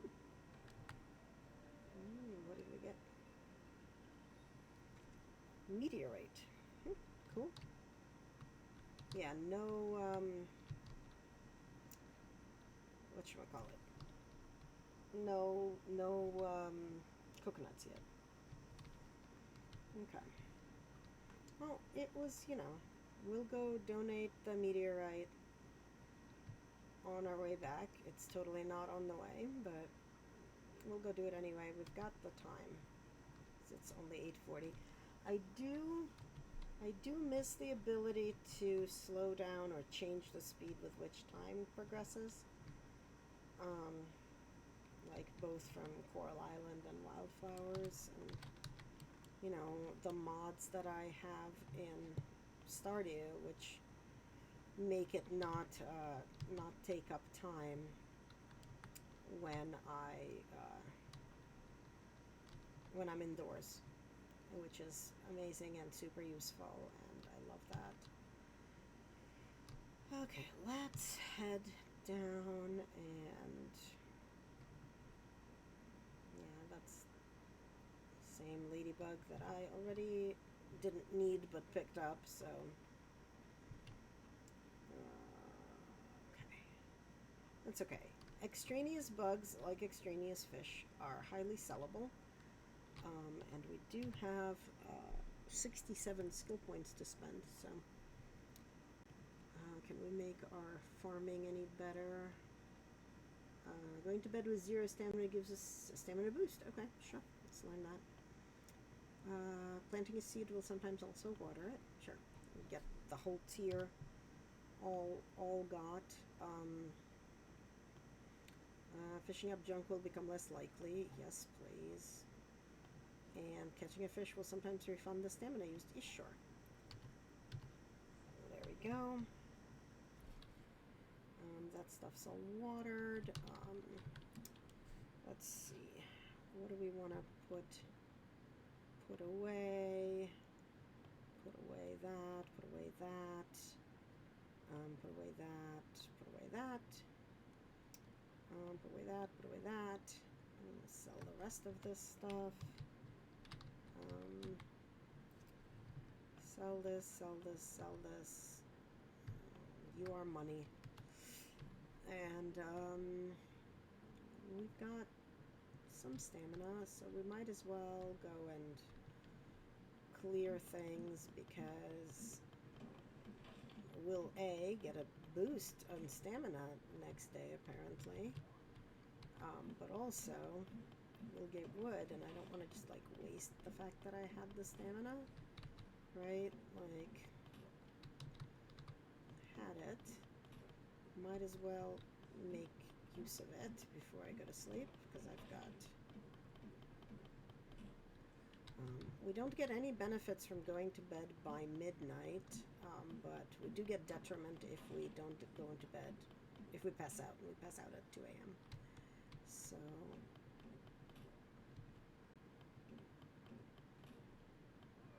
yeah, and we are now out of stamina. So... let's go to home and to sleep. I did discover that as long as you start heading to the house when you get the notification at midnight, you can make it back home from basically everywhere, but if you dally, then you won't. Okay, we've got 53 renown and 280 money, so that's fine. The renown's nice. I don't know what that is, but we get it. We're halfway to another renewal potion, so that's pretty good. That is always cool beans. Okay. Alright, how are we? Oh, nice rain. I like rain. Rain means I don't have to water things. Let's have tea. Can't thank you enough for your work on the mill. If you've got time, come on over to my place. I'll pull the kettle on and we can talk ranching and raising animals. Okay, Hayden. What else do I have? Okay. This stuff is growing. This stuff is fine. I can go talk to him. I got sort of nothing else I'm doing right now.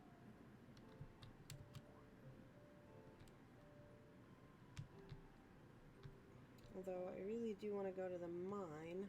Is he even here? Yes. I want to go to the mines. I gotta... like, I really gotta get copper so I can have armor that's not made of paper, which is where I'm at right now. Thanks for stopping by. Come on in. Put up your feet. So, you're looking to raise some animals. I've got quite the selection to choose from. If you feed them, pet them, and call them outside on nice days, they'll reward you with all sorts of wonderful produce. Fresh eggs and milk are real useful if you like cooking. You can also sell them for a nice profit. Some animals even provide useful crafting materials, such as feathers and wool. Mystery also holds an annual animal festival with great prizes, although you might find the competition a little stiff against my Henrietta. don't know what the animal festival actually does. I don't know if it's implemented yet. If you go on to breed your animals with heart-shaped treats, you can even pair them to produce rare colors. Here's some milled feed to get you started, but don't forget, you can also let them graze or even hand feed them as a treat. Would you like to view the ranching tutorial? No. Well, I think it's about everything for now. Don't be a stranger. I can tell Henrietta appreciates your company, and so do I. Okay. This dude is clearly like dating the chicken. Alright, so we got hay, grass seed, and tea with lemon. And that's great. Now, it's still 7 a.m. and we have, so what do we have? We've got 2 open rows, and we've got this tea with lemon, which is not bad at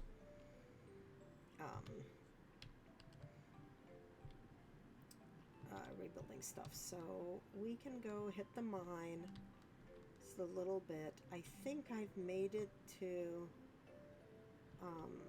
level 10 at this point. Yes, I have. I made it to level 10 because I do have the spell to fully restore, which I have not used yet, ever, because I just got it. Okay, we don't have enough to do anything there, so let's go to level 10. So let's see if we can make it to 15 without, like, death.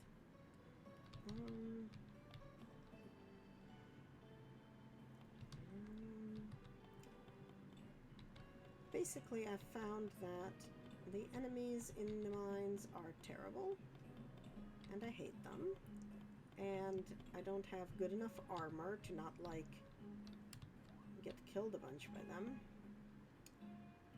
Okay, I'm gonna wait for you to run out of electricity, and then come over here and attempt to kill you. Like, before, nope, before you, it's like, before you zap me, but no, not gonna happen. Okay. I want the ruby. Okay.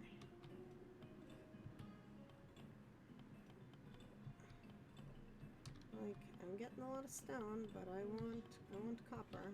Well, and also, right now, I really want the ladder, which we don't have yet.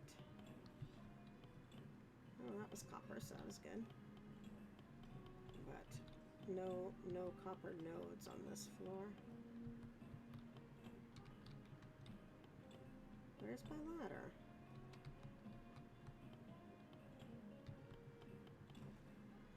There's my ladder. Okay.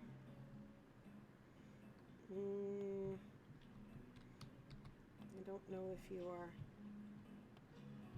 the kind of cave fish I need or not, but we're gonna try. Did I need you? I did! Stone launch. Okay. Let's go deal with that dude. Nope. Come on. My timing is terrible. Because the only way to really kill them is to make them eat their own nonsense. But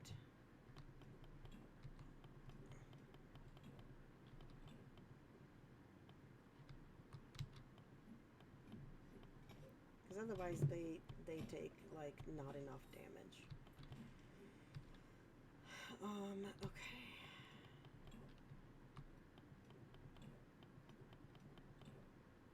Don't know where the exit is, but I wanna get all the stuff.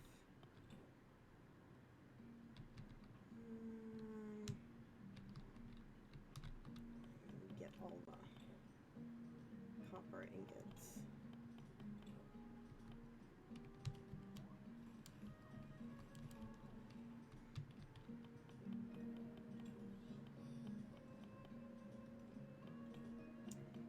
Some lag happening, unfortunately.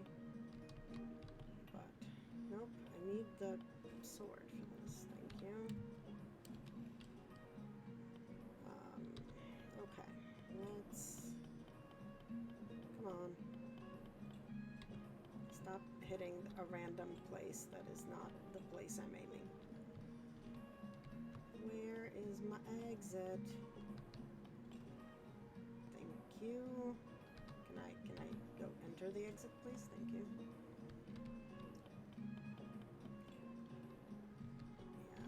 Yeah, I have not gotten enough points in crafting to be able to like set it so that I only need 9 pieces of copper to make a copper ingot, so I still need 10.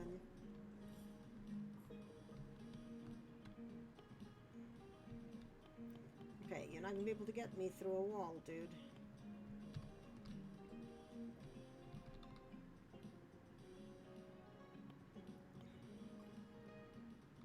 Okay, that was a bug.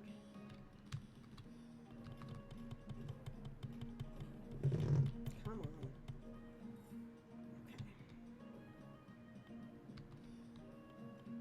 Thankfully, these guys don't do distance stuff. Pick up the mushroom, because I'm gonna need it. Get all the copper I can get. Yeah, I'm gonna keep going down as much as I can. Yes, I understand. You are very electric. Oh, I'm out of space for new things. You are very, very electric, and I would like you to die. I would much prefer to get that than that. Don't need you anymore. I do need you. Don't need you anymore. Let's drink the tea. I don't think I need the moth, but I might need the moth. I don't need the moth. Okay. No.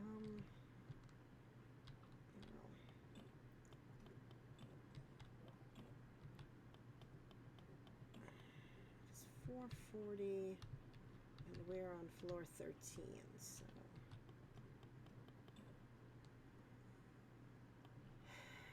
I saw a fish. Oh, there it's fish.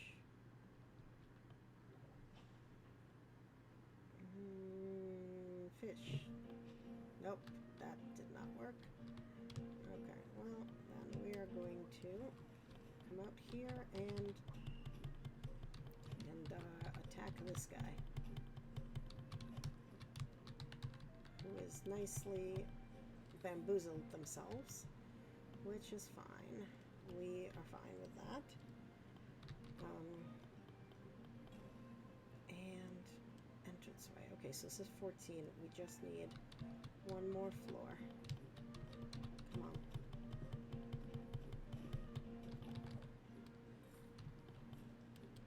Okay.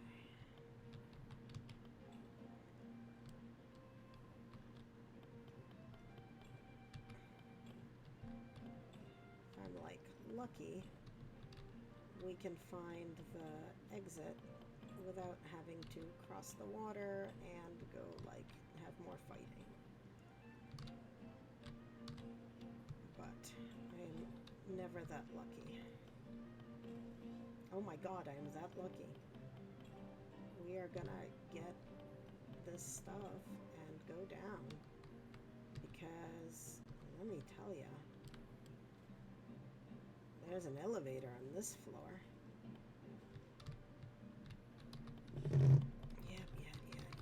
You are so electric and fierce and terrible, and oh, there's the mushroom, which is good because I have to fight it. Oh my god.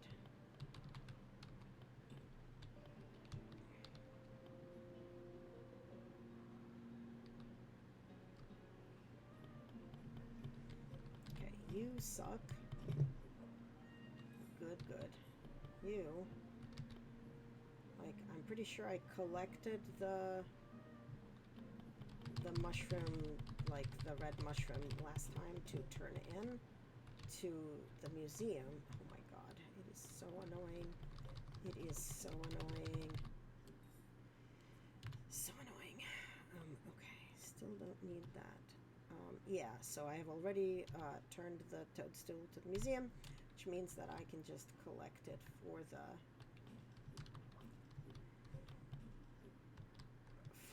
whatever, like, thing,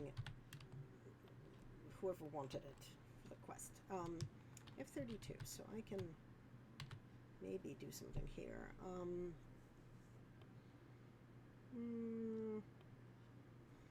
Item specific furniture will sometimes drop. I really don't care about that.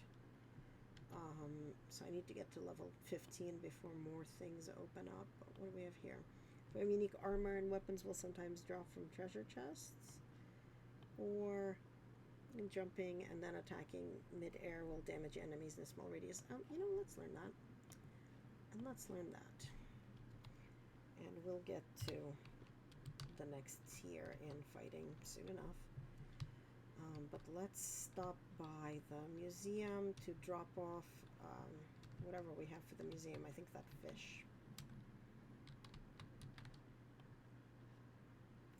The fish and the mushroom. So there's our third upper mines fish and our third upper mines find. So this is, I don't know what those are, but we will get to them eventually. Let's go down and across this river here, and then we've got time. Do we have time? We've got time. I want to try to catch this fish.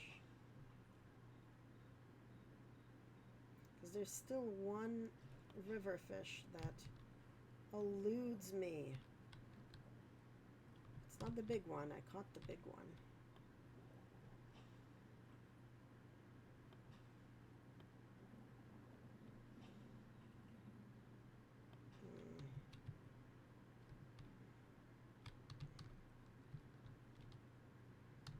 Yeah, okay.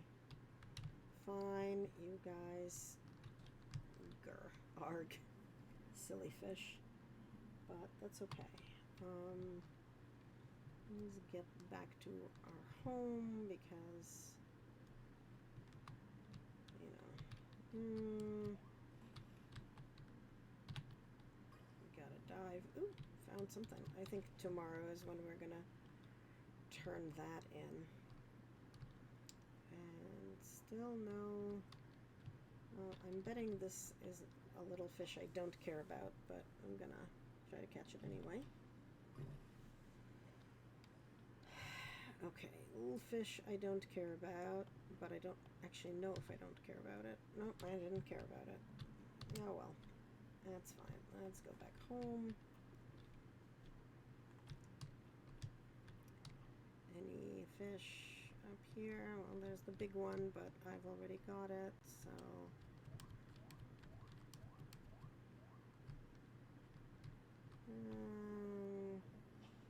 here, fishy, fishy, fishy. Here, fishy, fishy, fishy.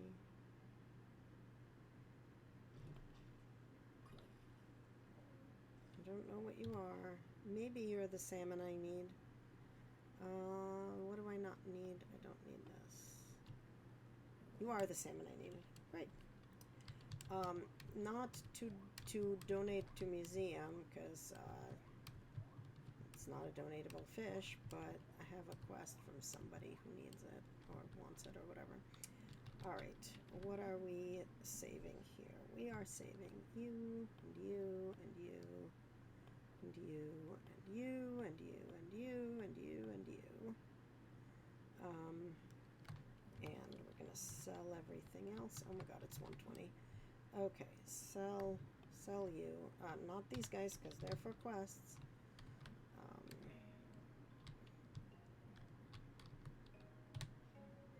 Sleep. I don't think I'm gonna get any money or quests completions or anything really today. I sold an item, completed one quest. I donated things to the museum, so that's actually not that bad. Not a lot of money, but renown points, that's fine. I'll take it. Oh, it's Friday night at the inn. Good, because that means everybody will be there for me to deliver my nonsense to.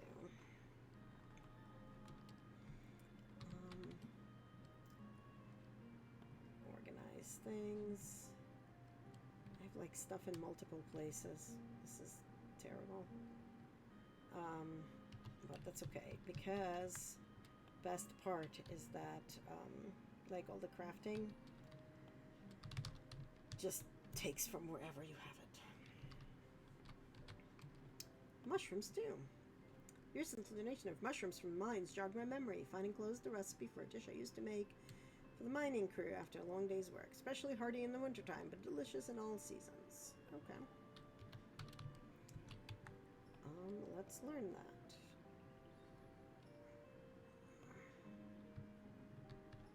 Ooh. Oh, we can harvest. We can harvest all the potatoes. So many potatoes. And then water our strawberries. And let's put away the potatoes. Okay. I wonder if we have enough copper to, like, start upgrading our armor bits, maybe. Maybe. Let's see. What do we got for sale here? Sheep wool. Nothing I need here. Nothing I need here. Okay. It's always good to check with them because, like, it just is. What did we learn? Stone table. Okay. And what's on the board? Elise needs 6 wild berries. Okay, great. We go and literally pick 6 wild berries right now, right here, for when I see her.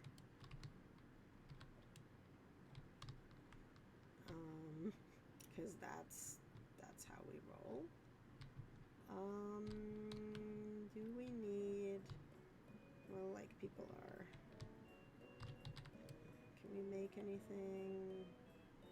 Oh, we can make baked potatoes, which take a $75 potato and turn it into an $80 baked potato, but we're not gonna deal with that right now.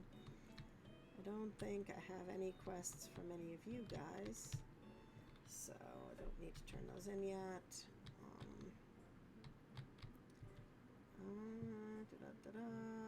I actually don't remember who my quests are from, so I don't have your guarding materials. Josephine needs a salmon. Elise needs the berries, and okay. Josephine was inside over there. Yep, come on, stop trying to eat the berries when I'm trying to open the door. I thought Josephine was in here. Yeah, she's over here. Yep, turn in the salmon. Oh, it's the salmon we needed to balance out the short shipment. You're a lifesaver. Thank you. Here's your payment. Thank you for money. Money is important and I need it. Okay. So that was her. We'll run into Elise soon enough. I do need to go see if I can do my smelting. How many smeltings can I do? I think I can make 8. Oh, this is amazing. This is amazing because I have a few and I have 8, which means that I can probably get away with, like, upgrading maybe my sword and maybe some of my armor. Let's see what I have enough for. Yeah, because I have 12. Let's see. Oh, not enough for the sword? Why can't I make... Oh, I'm not the right enough level to make the sword. I need to be 8th level. Okay. Let's... Yeah, well, let's improve some of our armor. And now we can make a sword. That is better.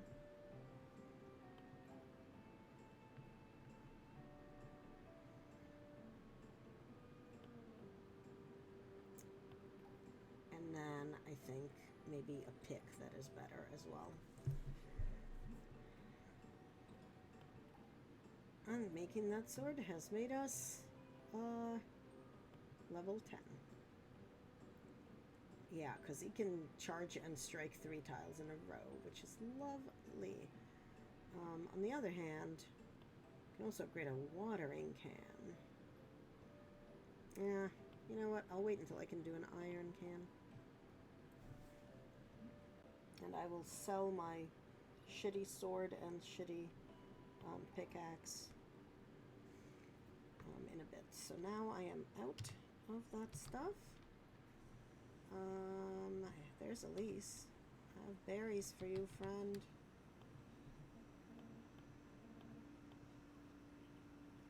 And we just picked up a recipe for wild berry scones. Okay, where is... Oh, she's still at her own place, so we will go to her... Nope, our place is down here. Okay, you are still in here. I have a mushroom for you. Excellent. This red toast is exactly what I need to get the poison level. Well, anyway, here's your reward. Bye now. Right, did I get everything? Yeah, because I don't have shadow flowers yet, and I don't have her gardening materials, so... I think that means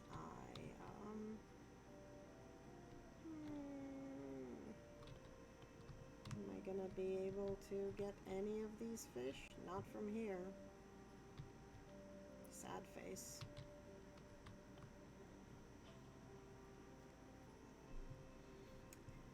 Fish is decent money, if nothing else. Like, ostensibly you're supposed to be able to cook things with them, but I have not really ever succeeded at that. Okay, fish. Would you like to be caught by me, please, fish?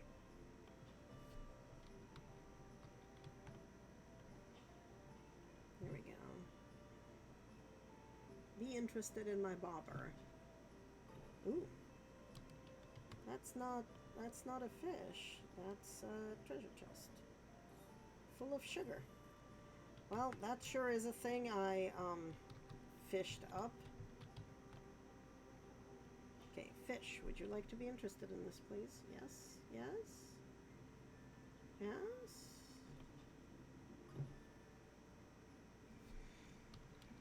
Great. Let's pick some berries while we're back here and can, not caps lock. It's like wrong button. Okay. Let's earn some hearts with people.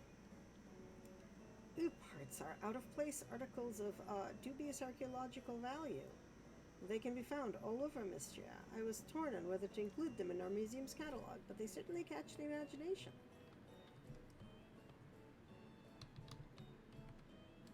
Welcome to our inaugural session of Dragons and Drama. I'll be striving to provide a historically accurate experience, but if I slip on any details, please speak up. I wrote a backstory for my character.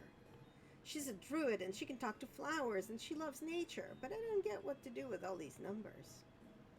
Follow my lead, Celine. I set all of these useless stats to 1 so my mind stat can be 67. Which you would think isn't possible for a starter character, but if you look at the rules, section 107, paragraph 2, you'll see that Hugh Adeline sure does know her stuff. Look here, Anna. I'm whittling out some miniatures for the game. This is Celine's druid, Daffodilia, and this is Adeline's wizard, Moonsilver, and this is Balor's thief, Snicklefritz. Me, I am Bad Brad, the bearded bard. Please call him by his full name. Sigh. Is this what I get for arriving late to the cards table? I have no idea what's going on, or why everyone keeps calling me Snicklefritz. I love this. I love everything about this. Alright, what is this? What are these people doing? Hit me. Ooh, she sounds pretty confident, don't you think, Chris? Wish I could say. I just deal the cards, man. I'm in for 50 more tesserae. Ho ho! That bluff won't work on me. Are you quite certain you don't need any more cards, Nora? Are you sure you don't need any more cards, Errol? Now, let's keep it friendly. No need to get worked up. Hey guys, 4 of a kind is good, right? Or should I hold out for 5 of a kind? Guys?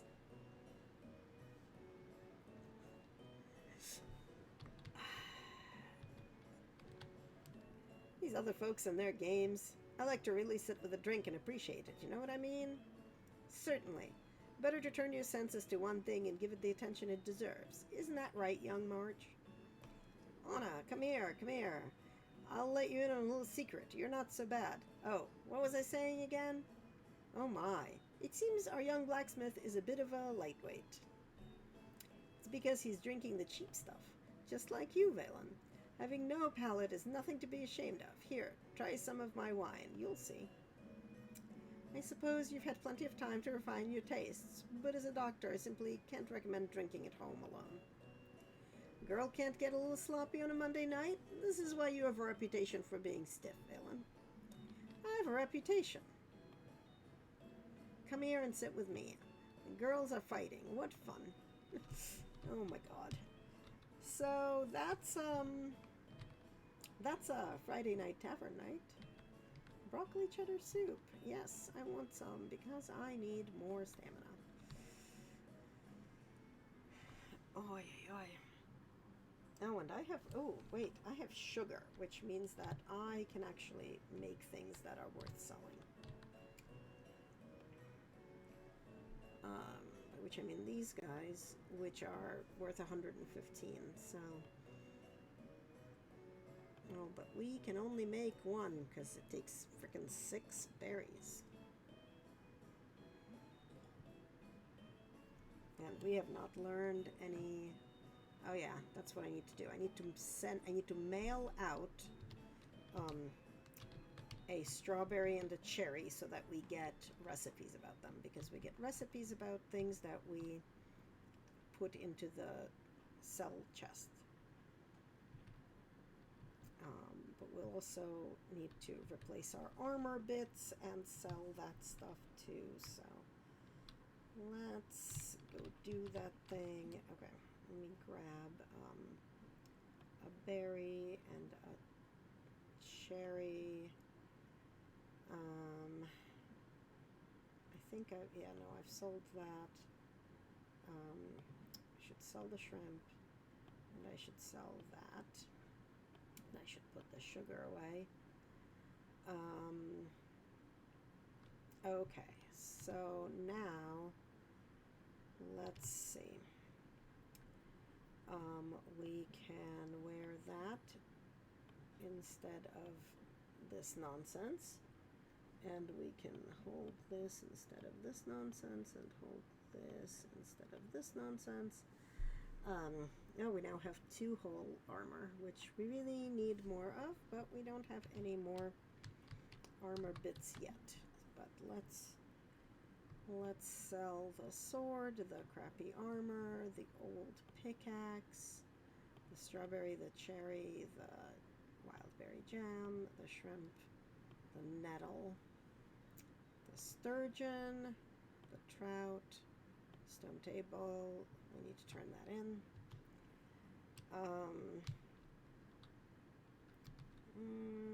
Let's see if we can real quick go turn that in right now. I think we can because it's only 9 and we can run pretty fast. Also, we have 1,700 money, which means we can probably buy a crappy kitchen and maybe also a because we need a kitchen and a crafting station at our house at some point in the near foreseeable future. Donate that. Oh, it's the sunken artifact set. Okay. Always good. Let's go home. Oh, there's a school. We are not going to be able to get it from here. And I don't know if we can fish from up here. Can we? Oh, we're not going to be able to get it from up there either. Oh well. I hate that about like the schools because I really want to be able to reach them, but my thing is just not good enough yet. I need to upgrade the rod because it gets distance with the upgrades, but like upgrading the fishing rod is not quite the last thing I'm gonna do, but it's close to the last thing I'm gonna do. Because there's just so many other things to upgrade first. If that makes sense.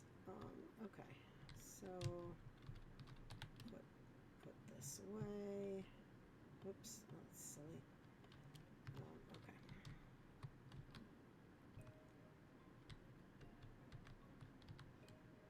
Sleep. But next time we go into mines, we have a much better pick and a much better sword and at least a little bit of armor. Okay, that's a lot of renown and quite a lot of money. What did we make money on? Oh yeah, the jam and the strawberry and the stone tablet and fish and like the equipment, like just a lot of stuff. Great. Oh, and we're gonna get a potion and we're town rank copper now, which is nice. And I'm gonna get money from that soon. So that's also nice. Oh yes, and it's a Saturday market. There's nothing I need to buy at all.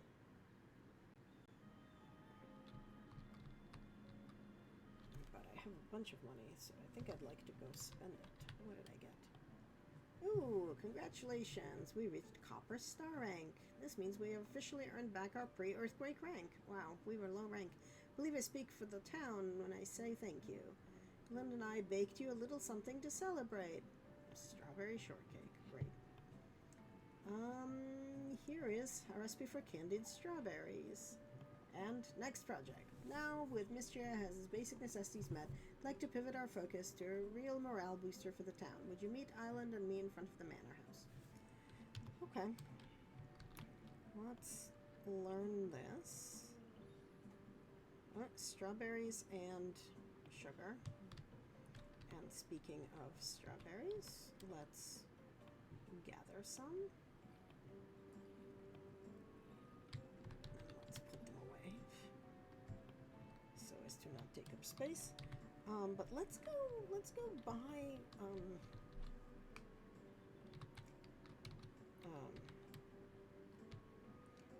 let's go buy the kitchen and the other thing. Craft desk, that's what I meant. And let's see what's here first. Anything we need? Anything we want? No. Not for the kind of money you're charging for it, Valen. Alright.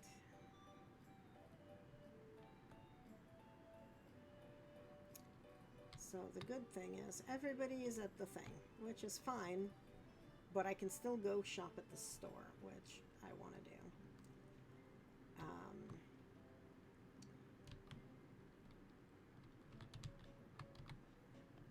Okay. So this is the level 1 kitchen. Cooking level 0 to 19, that's me. That's 1,000. And then this is a crafting station. I can afford it. I can afford them both. Hallelujah. Okay. Before we go and visit Adeline. Oh, but it's also 5 minutes to 6. I'm going to go back to my house, and I'm going to take advantage of one of the bestest features of this game versus all the other similar games. Because as we know, like all of these games are very, very similar to each other, but there's something this game has that none of the rest of them do, and that is, well, you'll see in a second. what that is, because we're gonna set up. I'm gonna set up the kitchen and the crafting area. But let's set up. Here's our kitchen and here's our crafting area. But this thing.